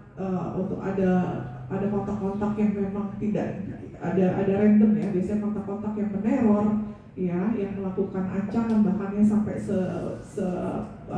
masif itu gitu ya. Nah misalnya biasanya intens tuh kalau ancaman-ancaman ataupun pemerasan, indikasi unsur pidana seperti itu, lakukan saja langsung pemblokiran begitu, pemblokiran, penghapusan data begitu ya di aplikasinya kalau memang masih ada, jangan langsung di uninstall begitu ya. Jadi aplikasi memang jika salah satu APK misalnya saya sebutkan APK Orange lah ya, APK Orange. APK Orange perlu di spill masih nggak boleh ya. APK Orange ya, nanti kena ini lagi ya, ada spill nggak boleh ya. Nanti ketika kita melihat adanya case seperti tadi disampaikan oleh Bu Heni, nah kita juga pun di APK tersebut jangan langsung di-uninstall, saran saya begitu, karena kita melihat dari historinya bagaimana, melihat historinya, lalu kemudian apakah kita cek juga di rekening, kira-kira nih masukkah itu dananya ke rekening kita. Nah itu perlu juga ada cetak koran juga, jangan sampai itu asumsi-asumsi yang memang mungkin karena memang data kita itu diretas, tapi ternyata memang ada dana yang masuk begitu ya dari pihak aplikasi begitu ya, dari aplikasi Orange misalnya. Nah itu pun kita harus identifikasi, lapor dulu ke OJK sebelum kita melakukan upaya hukum. Kalau memang aturan sudah jelas ya, diatur di mana, di Undang-Undang PDP, di Perlindungan Data Pribadi, lalu kemudian juga di Undang-Undang ITE pun sudah mengatur. Nah saran saya seperti itu. Untuk itu makanya sangatlah penting ketika kita menjaga data kita, ya data pribadi, khususnya data-data OTP, OTP ya, lalu kemudian data-data KTP gitu ya. Dan saya rasa kalau untuk peretasan sendiri kita bisa ada keyword yang memang jangan sembarangan memberikan password kita ke orang lain yang tidak dikenal, bahkan siapapun itu ya. Password itu penting juga begitu, untuk supaya tidak dapat adanya indikasi kejahatan fraud ya, ada kejahatan-kejahatan yang terindikasi adanya peretasan, bahkan penyebarluasan data pribadi, bahkan apply orang lain bisa apply sembarangan begitu ya ke aplikasi-aplikasi platform online, pinjaman online. Nah itu mungkin yang bisa saya sampaikan, moderator. Baik, Bu Arti, menarik sekali dari jawaban Bu Arti bahwa memang privasi data itu sangat penting sekali. Jadi kadang-kala kita itu sering KTP gitu kemudian diberikan secara mudah kepada orang lain, kemudian password tidak pernah diganti ya. Itu bagaimana kita melakukan mitigasi supaya kejahatan peretasan ini tidak kita kemudian menjadi korban. Nah, Bapak Rohidin mungkin ada tanggapan, Bapak Rohidin? Iya Pak, kalau di desa saya menanggapi dari Bu Heni dari BPN kami wilayah Jawa Barat, memang di kami masalah pemalsuan data tidak ada, itu alhamdulillah tidak ada. Kan dari PNM yang tadinya 150 orang sekarang menjadi 45 orang, alhamdulillah. Itu tahun demi tahun gitu bisa menurun, mudah-mudahan tahun depan 45 orang itu bisa ditangani dan bisa dibantu. Udah terbentuknya koperasi merah putih, itu sekarang masih proses di semua desa. Tujuan utama koperasi desa merah putih itu memperkuat perekonomian pedesaan, meningkatkan kesejahteraan masyarakat, menekan kemiskinan, menciptakan lapangan kerja dan meningkatkan inklusi keuangan. Itu aja, di desa kami tidak ada yang pemalsuan data. Baik, terima kasih Bapak Rohidin. Jadi kebetulan di kolom chat sudah ada Bapak Rovinus Rinardianto. Kami persilakan Bapak untuk menanggapi secara langsung. Bapak Rovinus Rinardianto.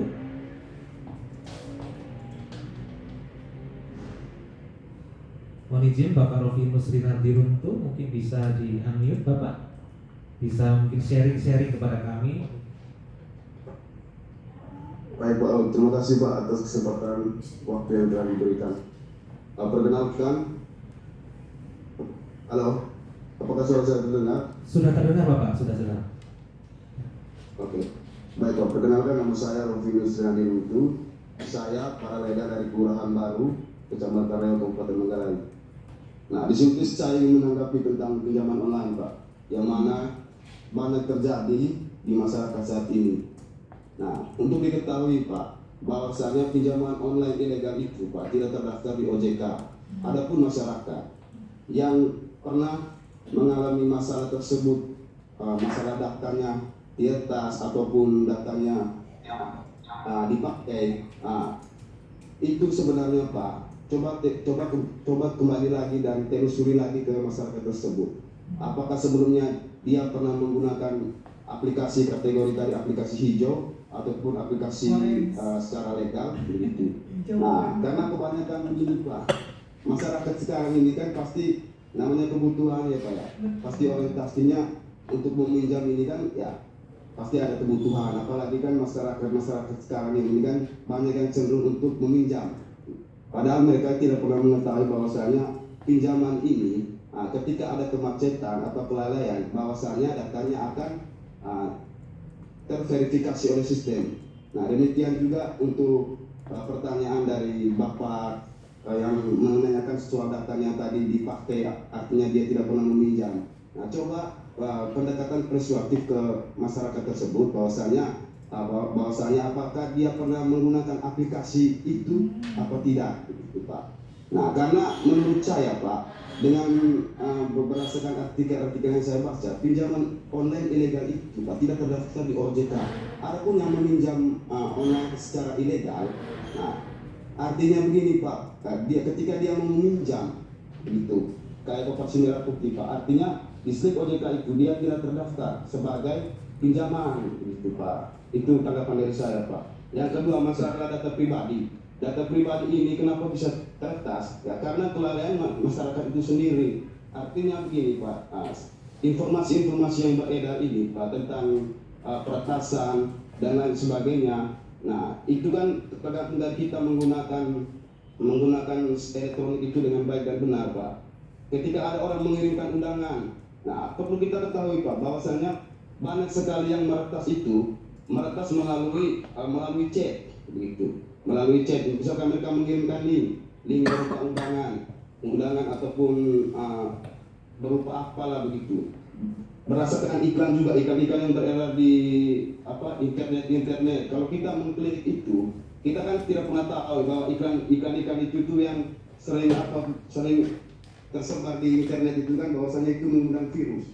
Nah, itu tanggapan dari saya Pak. Sebagai masukan juga, artinya begini, masyarakat juga harus lebih jeli untuk mencari informasi Pak. Karena sekarang ini kan zaman internet Pak. Informasi ini tidak perlu kita mencari tahu, tapi kita harus cari tahu dan jeli untuk menggunakan internet itu dengan baik Pak. Baik, terima kasih Bapak Rovinus. Satu kata kunci ya Bapak ya terkait dengan itu, memang masyarakat harus jeli ya. Jadi bagaimana literasi keuangan digital, literasi hukum itu harus terus disebarluaskan kepada masyarakat mengenai pentingnya pinjaman online ini tidak hanya dilihat dari kacamata kemudahan saja, tetapi juga ada faktor-faktor resiko lainnya, dan juga untuk lebih hati-hati terkait dengan file-file yang seringkali masuk ke dalam WhatsApp ya Bapak Ibu ya, yang seringkali terpancing kemudian kita klik nama judulnya undangan tapi ternyata itu adalah virus. Mungkin dari Bapak Ibu yang lainnya ada perspektif lain Bapak Ibu? Persilakan untuk raise hand.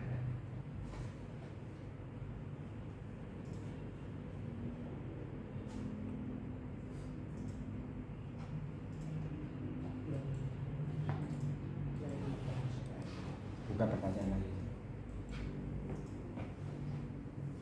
Baik Bapak Ibu, ini satu pertanyaan menarik ini mungkin dari saya Bapak Ibu. Ketika terdapat kasus-kasus seperti itu Bapak Ibu, apakah mungkin sudah pernah ada yang membawa itu ke dalam proses mediasi? Artinya tidak jarang kemudian ada debt collector kemudian mendatangi secara langsung nih warganya, kemudian terjadi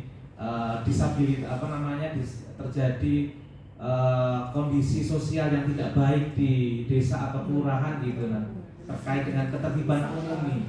Nah mungkin Bapak Ibu adakah yang pernah mengalami persoalan seperti itu nih sehingga harus menghadirkan Posbankum atau kepala desa atau lurah untuk melakukan mediasi? Menarik Bapak Ibu ketika kita ingin diskusikan terkait dengan topik itu secara bersama-sama. Saya ingin dengar mungkin dari Bapak Ibu yang pernah mengalami persoalan tersebut. Mungkin silahkan bisa sharing-sharing pengalamannya, Bapak Ibu.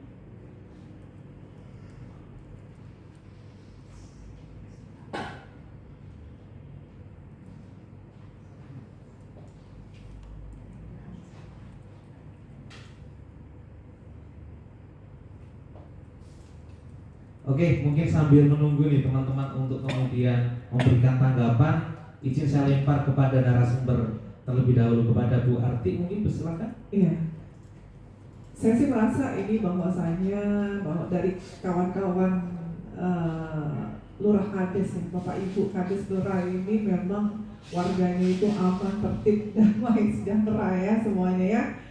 Dijauhi dari kasus-kasus terkait dengan pinjaman online ilegal yang justru ini akan berdampak dalam banyak aspek begitu ya, bahkan sampai dengan aspek rumah tangga itu bisa menjadi kasus yang bisa mengakibatkan berdampak divorce, perceraian begitu ya. Nah ini yang bahaya di sini nih, gara-gara pinjaman online. Salah satu antara adanya pertikaian antara suami istri yang tidak diketahui satu sama lain, akhirnya cerai begitu. Nah ini persoalan yang memang banyak terjadi begitu Bapak Ibu ya. Nah ini tidak bisa dipungkiri bahwasanya dampaknya itu betul-betul sangatlah masif di dalam internal rumah tangga. Bahkan ini pun perlu juga adanya edukasi kepada masyarakat terkait dengan penawaran-penawaran aplikasi yang mungkin nggak hanya penawaran dalam bentuk penawaran secara langsung ya, biasanya melalui, kalau ilegal itu biasanya random sekali ketika kita diberikan informasi atau mungkin penawaran melalui chat.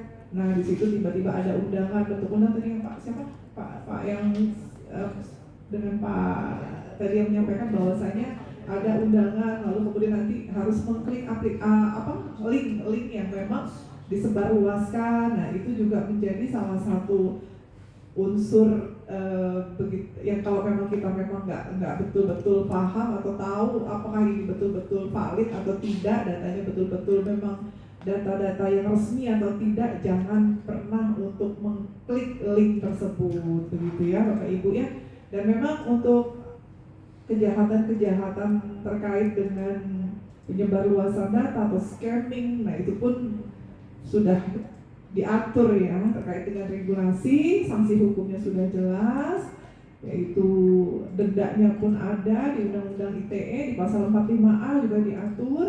Lalu kemudian Undang-Undang PDP juga mengatur tadi yang sudah saya sampaikan ya Bapak Ibu. Nah di sini hanya bagaimana kita untuk lebih aware kepada diri kita sendiri, kepada data-data pribadi diri kita sendiri. Tapi saya rasa begini ya Bapak Ibu ya, ketika kita tidak mengapply atau melakukan mengklik data atau mengklik link, data sih tidak diklik ya, mengklik link yang tidak dikenal atau kita mengakses sesuatu data-data yang mungkin kita tidak dikenal, itu tidak mungkin kita akan ada history untuk melakukan sebuah transaksi begitu. Karena itu kan memang dilihat langsung, itu kan by system ya Bapak Ibu ya. Dan kalau toh memang adanya peretasan ya, mungkin kalau memang ilegal ya kita harus betul-betul melihat dan harus betul-betul ya kalau memang betul-betul kita tidak melakukan dan itu pun ada pembuktiannya begitu ya. Nah itu bisa juga langsung ke lapor ke OJK begitu.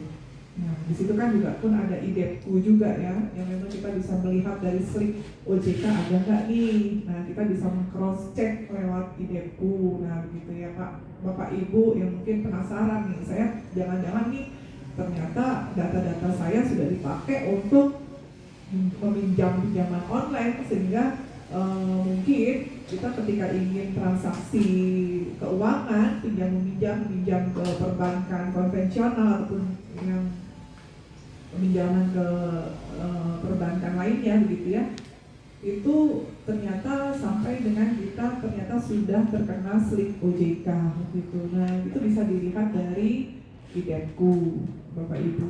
Nah itu bisa kita cek langsung Bapak. Bapak Ibu ya. Nah, apalagi nih terkait dengan yang tadi disampaikan Pak Rohidin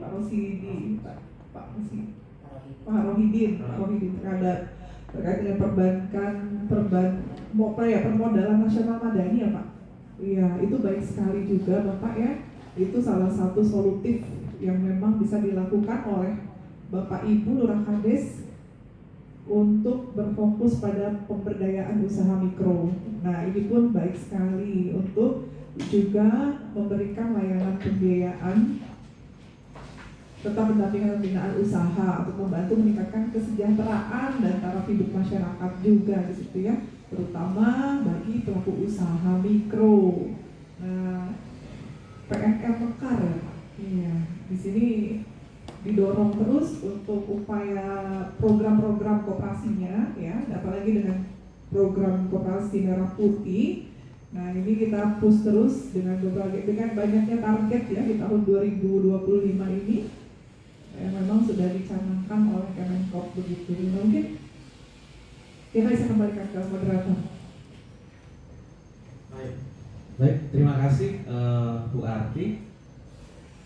Bapak Ibu sekalian, mungkin ada tanggapan lagi terkait dengan tadi yang disampaikan oleh Bu Arti. Ada yang ingin menanggapi?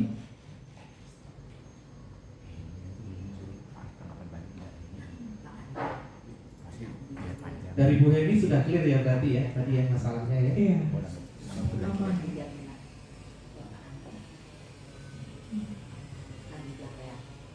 Ini di kolom chat kebetulan ada Bapak Andi Jamlean ini ingin menyampaikan pendapatnya. Kami persilakan Bapak Andi Jamlean.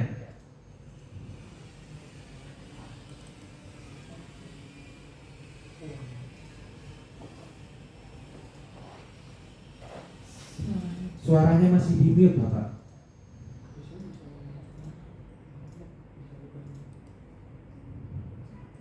Suaranya masih belum terdengar jelas Bapak.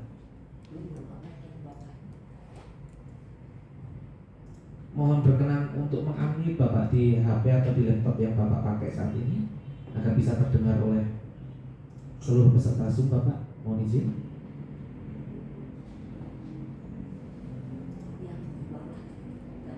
Mohon izin Bapak, belum terdengar Bapak di audio Bapak di ujung pojok kiri bawah Bapak. Berkenan untuk mengunmute Bapak agar terdengar.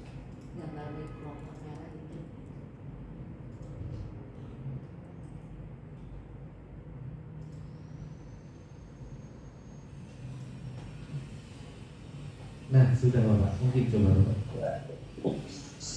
Ya baik, selamat pagi menjelang siang. Saya pejabat Kepala Desa Markalam, Kecamatan Tanimbar Selatan, Kabupaten Kepulauan Tanimbar. Setelah mencermati kegiatan ini terkait dengan pinjaman online, maka kemudian saya berpendapat demikian, bahwasanya sudah banyak terjadi penipuan-penipuan melalui link-link yang semestinya tidak bertanggung jawab. Dan karena itu pernah juga di desa kami itu terjadi penipuan yang sama melalui link. Misalnya yang terjadi adalah itu permintaan untuk pembayaran pajak Pak. Nah, ternyata setelah diklik linknya itu kemudian saldo banknya itu terkikis habis Pak. Nah, sehingga salah satu masyarakat saya itu mengalami kerugian. Sejauh ini yang ingin saya tanyakan adalah ketika persoalan-persoalan ini telah muncul ke permukaan, bagaimana tanggapan instansi-instansi teknik terkait terhadap persoalan ini? Kemudian kira-kira sejauh mana langkah-langkah konkret antisipasi yang telah dibuat oleh instansi-instansi teknik yang berkepentingan, mungkin seperti OJK dan lain sebagainya. Mungkin itu untuk sementara dari saya. Sekian dan terima kasih. Selamat siang. Selamat siang, terima kasih Bapak Andi. Dari Bapak Ibu, Kepala Desa, para legal, Bapak Ibu Lurah, mungkin ada yang ingin menanggapi apa yang disampaikan oleh Bapak Andi?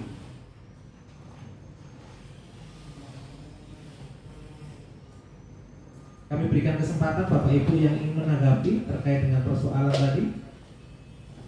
Ada link, kemudian diklik sehingga saldonya habis. Dan apa yang mungkin bisa dilakukan nih kita sebagai aparatur pemerintah baik di tingkat desa ataupun apa yang mungkin bisa kita dorong di Posbankum supaya kejadian-kejadian demikian bisa kita tangani secara bersama-sama. Ada yang ingin memberikan tanggapan Bapak Ibu?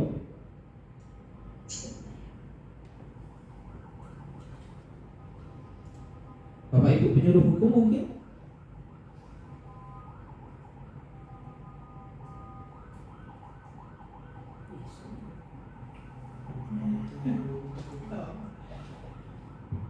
Iya, ini ya. Soal memang ini terintegrasinya kementerian lembaga yang jelas penguatan ya, lebih penguatan. Dijawab dulu. Boleh. Coba aja. Langsung Bu Ati mungkin bisa dijawab nih terkait dengan peran-peran aparatur pemerintahan nih, bagaimana sinergi dan kolaborasi yang bisa kita dorong supaya sebetulnya kementerian lembaga kita saling bersinergi itu tentunya ya Pak ya, dan mendorong untuk bagaimana supaya kasus-kasus yang ada yang meresahkan masyarakat dan masyarakat bahkan skalanya skala nasional begitu ya, terkait dengan kasus pinjaman online ilegal ataupun mungkin peretasan data pribadi atau mungkin tadi sempat peretasan masalah terkait apa tadi, terkait dengan tiba-tiba kok nominal saldo rekening tiba-tiba kok terkuras habis begitu ya, tanpa ya kalau menurut saya itu tetap harus ditelusuri juga apakah memang ada historical memang kemana gitu ya, memang untuk alokasi dana yang sampai dengan bisa sampai tiba-tiba habis sih sampai saldo tuh memang minim begitu ya, karena memang kalau menurut saya pribadi dari perbankan pun kan masih bisa kita cross check dan telusuri Bapak. Jadi kita lapor juga untuk tindakan awal, tindakan pertama kita harus melihat apakah betul-betul dana kita itu terserap kepada orang-orang yang tidak bertanggung jawab ataupun mungkin gara-gara kita mengklik aplikasi tiba-tiba raib begitu ya, tiba-tiba saldo 0 begitu ya. Nah, untuk melihat apakah ini adanya indikasi unsur pidana atau tidak. Nah, kalau untuk terkait dengan penguatan kementerian lembaga sendiri, kalau dari segi regulasi saya rasa sudah tidak kurang-kurang ya, aturan hukum itu ada. Nah, itu pun memang sudah sepatutnya kita juga pun sebagai masyarakat aware juga, dan Lurah Kades sebagai garda terdepan juga pun harus tidak bosan-bosan, tidak henti-hentinya untuk lebih mengoptimalisasi upaya-upaya preventif ya, memberikan penyebarluasan informasi terkait dengan semua hal yang memang menjadikan dampak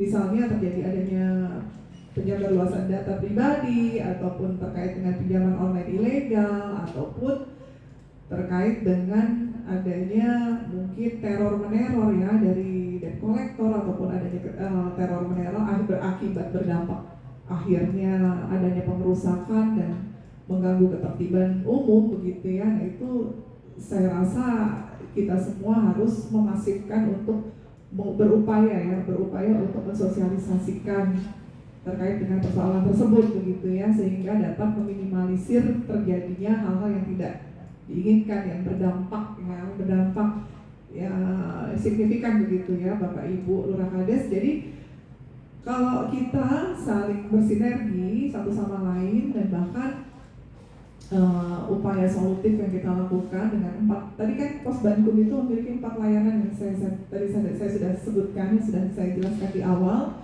Nah, itu pun menjadi salah satu guidance Bapak Ibu untuk betul-betul meminimalisir kejahatan-kejahatan memang yang sifatnya saat ini ya kalaupun sekarang turun ya dengan angka yang memang rata-rata di daerah juga pun wilayah kabupaten ya khususnya ya mungkin tidak terlalu banyak juga ya terkait dengan kasus-kasus pinjaman online ilegal begitu ya. Memang kebanyakan di wilayah di kota sendiri. Tapi bagaimana upaya Bapak Ibu Lurah Kades sebagai garda terdepan untuk selalu betul-betul memberikan informasi dan memberikan advokasinya begitu ya di Posbankum Desa Kelurahan terkait dengan kasus-kasus yang ada. Dan di sini kami pun kementerian lembaga pun tidak ya pasti akan selalu memberikan hal-hal yang upaya-upaya memang betul-betul bagaimana kita selalu menekankan untuk adanya kolaborasi, kerjasama begitu untuk meminimalisir ataupun memberikan pengembangan kapasitas khususnya dengan kegiatan-kegiatan yang kita lakukan melalui program-program yang ada. Salah satunya kami juga berupaya dengan program saat ini yang kita lakukan dengan program SEIA ataupun dengan program-program lain ya. Dari BPN sendiri juga ada beberapa program yang memang menggaungkan dengan materi-materi hukum dan isu-isu hukum yang memang menjadi adanya permasalahan hukum yang masif yang kita memang hadirkan adanya para pakar juga pakar hukum dari praktisi akademisi. Nah, memang ini baik sekali, ini adalah menjadi langkah awal dan memang akan terus kita lakukan secara komprehensif begitu ya dari kementerian lembaga. Nah, ini salah satu contoh dari kami BPN sendiri sudah melakukan hal tersebut begitu Pak.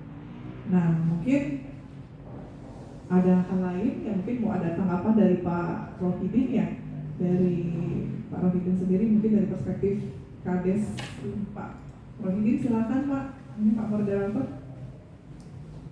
Baik, terima kasih. Dari Silakan Pak Rohidin. Ya Pak, menanggapi dari pertanyaan dari rekan-rekan, tetapi di desa kami tidak ada masalah-masalah itu, tidak pernah terjadi. Yang pernah terjadi itu permasalahan yang kemarin sewaktu beberapa bulan ke belakang permasalahan ini ada di tindakan KDRT itu. Tetapi saya dan dari Posbankum Desa bekerjasama dengan rekan-rekan pemerintah desa mengatasi permasalahan itu. Soalnya kami tidak tahu permasalahan itu, tapi ini bukan masalah rekening atau saldo yang habis, tetapi ini saya menginformasikan atau memverifikasi permasalahan ini terkait itu penagihan itu beberapa bulan kemudian tidak dilunasi, kemudian terjadi di antara suami istri inisial M dan A. Begitu mengadu ke pemerintah desa dan kami dari rekan-rekan mengatasi permasalahan itu bersama dan Babinsa dan Babimas. Itu videonya ada di Buarti, kalau bisa diputar sedikit. Itu aja Bu, Pak. Mohon maaf. Sekian, terima kasih. Baik. Terima kasih Bapak Rohidin atas tanggapannya. Bapak Ibu, kami ingatkan kembali Bapak Ibu untuk bisa membuka kolom chatnya. Di sana telah kami kirimkan daftar hadir. Silakan Bapak Ibu untuk melakukan pengisian karena nantinya akan mendapatkan sertifikat. Baik Bapak Ibu, jika tidak ada tanggapan, ini sudah menunjukkan jam pukul 10.24 nih. Jadi teman-teman di wilayah Indonesia Timur juga sudah mulai bersiap-siap untuk melakukan sholat Jumat. Dan mohon izin Bapak Ibu, saya mencoba untuk memberikan insight dan kesimpulan dari diskusi kita pada siang hari ini, bahwasanya memang pinjaman online ini lahir dari teknologi informasi yang semakin berkembang dan tentunya kebutuhan masyarakat yang mencoba untuk mendapatkan akses finansial secara mudah. Dan pada akhirnya memang banyak yang terjebak pinjaman online karena kurangnya pemahaman, kurangnya literasi terkait dengan pinjaman online mana yang legal, pinjaman online mana yang ilegal, dan tentunya itu berujung pada resiko-resiko ketika masyarakat menggunakan pinjaman online ilegal. Oleh karena itu disinilah peran kita bersama teman-teman di Pos Bankum nih, Bapak Ibu Lurah, Kepala Desa, Paralegal, penyuluh hukum untuk membersamai masyarakat melakukan edukasi, pendampingan, konsultasi dan juga advokasi agar masyarakat lebih waspada dan terlindungi. Kami yakin dari diskusi kita pada hari ini akan lahir banyak ide-ide, strategi-strategi yang mungkin bisa kita bawa, kita terapkan di Pos Bankum, dan tentunya kami ingin menjadikan semangat yang sama bahwasanya Pos Bankum adalah rumah bagi masyarakat untuk berani mengadu, berani untuk berkonsultasi dan sebagai pusat literasi hukum di masyarakat. Dan kehadiran dari Bapak Ibu Lurah, Kepala Desa, Paralegal, penyuluh hukum adalah wujud kehadiran negara di tengah masyarakat atas problem hukum yang masyarakat hadapi. Demikian insight dari saya, dan tidak terasa kita sudah sampai penghujung acara Seia pada siang hari ini, Bapak Ibu. Sebelum kita akhiri, tentunya saya ingin mengundang kedua narasumber untuk menyampaikan closing statementnya. Dimulai dari Ibu Arti, kami persilahkan. Baik Pak Moderator, terima kasih. Kiranya penting untuk kita pahami bahwa maraknya praktik pinjaman online ilegal itu telah menjadi ancaman nyata ya bagi keamanan sosial dan kesejahteraan masyarakat tentunya ya, khususnya di tingkat akar rumput ya. Dalam situasi ini keberadaan Pos Bankum di tingkat desa kelurahan harus mengoptimalisasi, serta ini kan karena menjadi garda terdepan ya dalam memberikan edukasi, baik pendampingan hukum serta perlindungan nyata bagi warganya. Lalu pun optimalisasi peran Pos Bankum desa kelurahan juga pun bukan hanya sekedar soal menyediakan bantuan hukum, tetapi juga memberdayakan masyarakat agar memiliki kesadaran dan keberanian hukum dalam menghadapi jeratan pinjaman online yang ilegal tentunya ya. Dengan adanya apa? Adanya kolaborasi antara pemerintah, aparat penegak hukum, APH, masyarakat itu sendiri, kita dapat menciptakan lingkungan yang lebih aman, Bapak Ibu, adil, bebas dan terbebas dari eksploitasi keuangan digital yang merugikan. Melalui langkah konkret ini, keadilan hukum yang benar-benar dirasakan oleh masyarakat baik dari kota maupun desa. Begitu, terima kasih, itu closing statement dari saya. Terima kasih Bu Arti. Selanjutnya closing statement dari Bapak Roy. Kami persilakan Pak. Ya, terima kasih Pak.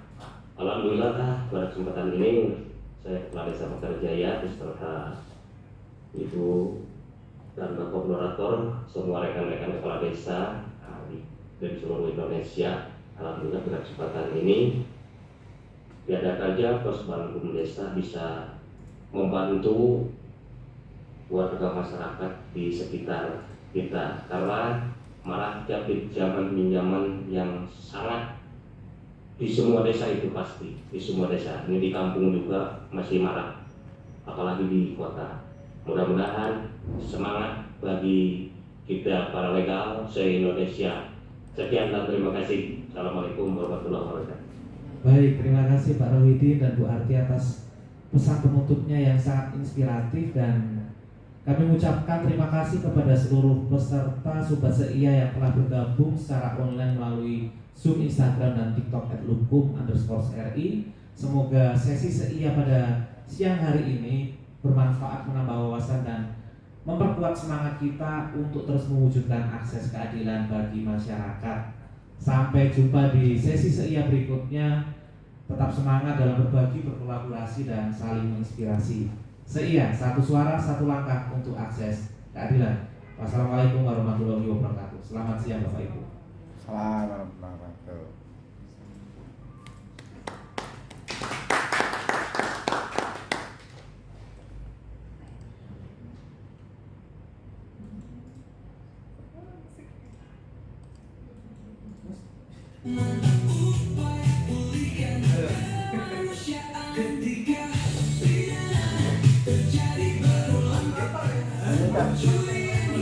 Arte Mbak Arte jadi Arte terakhir backgroundnya salah itu salah apa emang dari apa backgroundnya coba cari itu dari awal apa baru iya aku juga baru mah Iya, saya juga baru nggak itu. Dari awal tadi ya? Saya lupa. Itu backgroundnya. Lupa, belum diganti. Belum diganti mungkin. Kayak desainnya tuh hampir dari dia tadi. Iya. Udah kelapa. Iya. Saya juga nggak ngerti dari tadi tuh apa dari tadi apa baru. Dari tadi.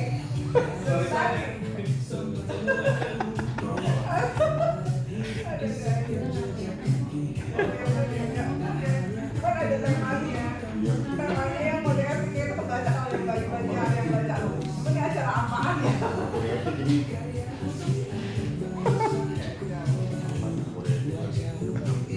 Iya. Iya. Nggak. Itu kan untuk program kegiatan dari tempat. Kita kan rencananya mau ada sumbernya kan yang ini kalau kata ini Mbak Nur ada 2 opsi tuh. Nah, dari sekarang tuh kita mau siapa tuh? Iya. Kayaknya nanti langsung yang dari luar langsung dari luar kalau kita ini apa? Makasih Aji ya. Apa? Repot tadi Kayak nanti yang langsung baru kita cari sendiri aja. Langsung yang dari luar. Kan kita ada beberapa kelas nih. Ada 2 kelas, ada 2 kelas nanti yang dari itu. Iya. Pada sekolah itu kan kadang-kadang siap gitu ya.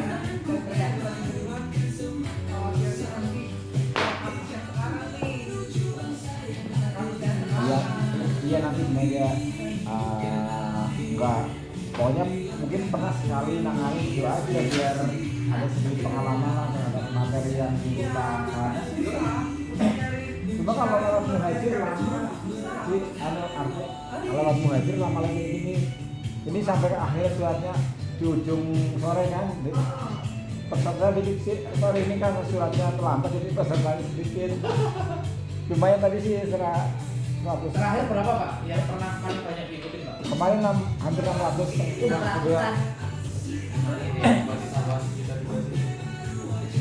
enggak ini tuh kemarin narasumbernya nih agak salah narasumbernya karena Pak Agus kan kemarin ada perubahan terus Indah juga kan baru datang kan kemarin ada DL jadi memang ya gimana lagi nggak apa-apa lah yang penting udah terlaksana lah pakai acara drama narasumber ganti-ganti. Iya. Pokoknya mantap lah RT. Aji tadi dikasih jempol sama Mbak Lia. Mbak Lia Muslim. Aji jadi moderator ya, bagus dua. Bulia. Mbak Lia Muslim. Bos. Oh namanya Lia sama.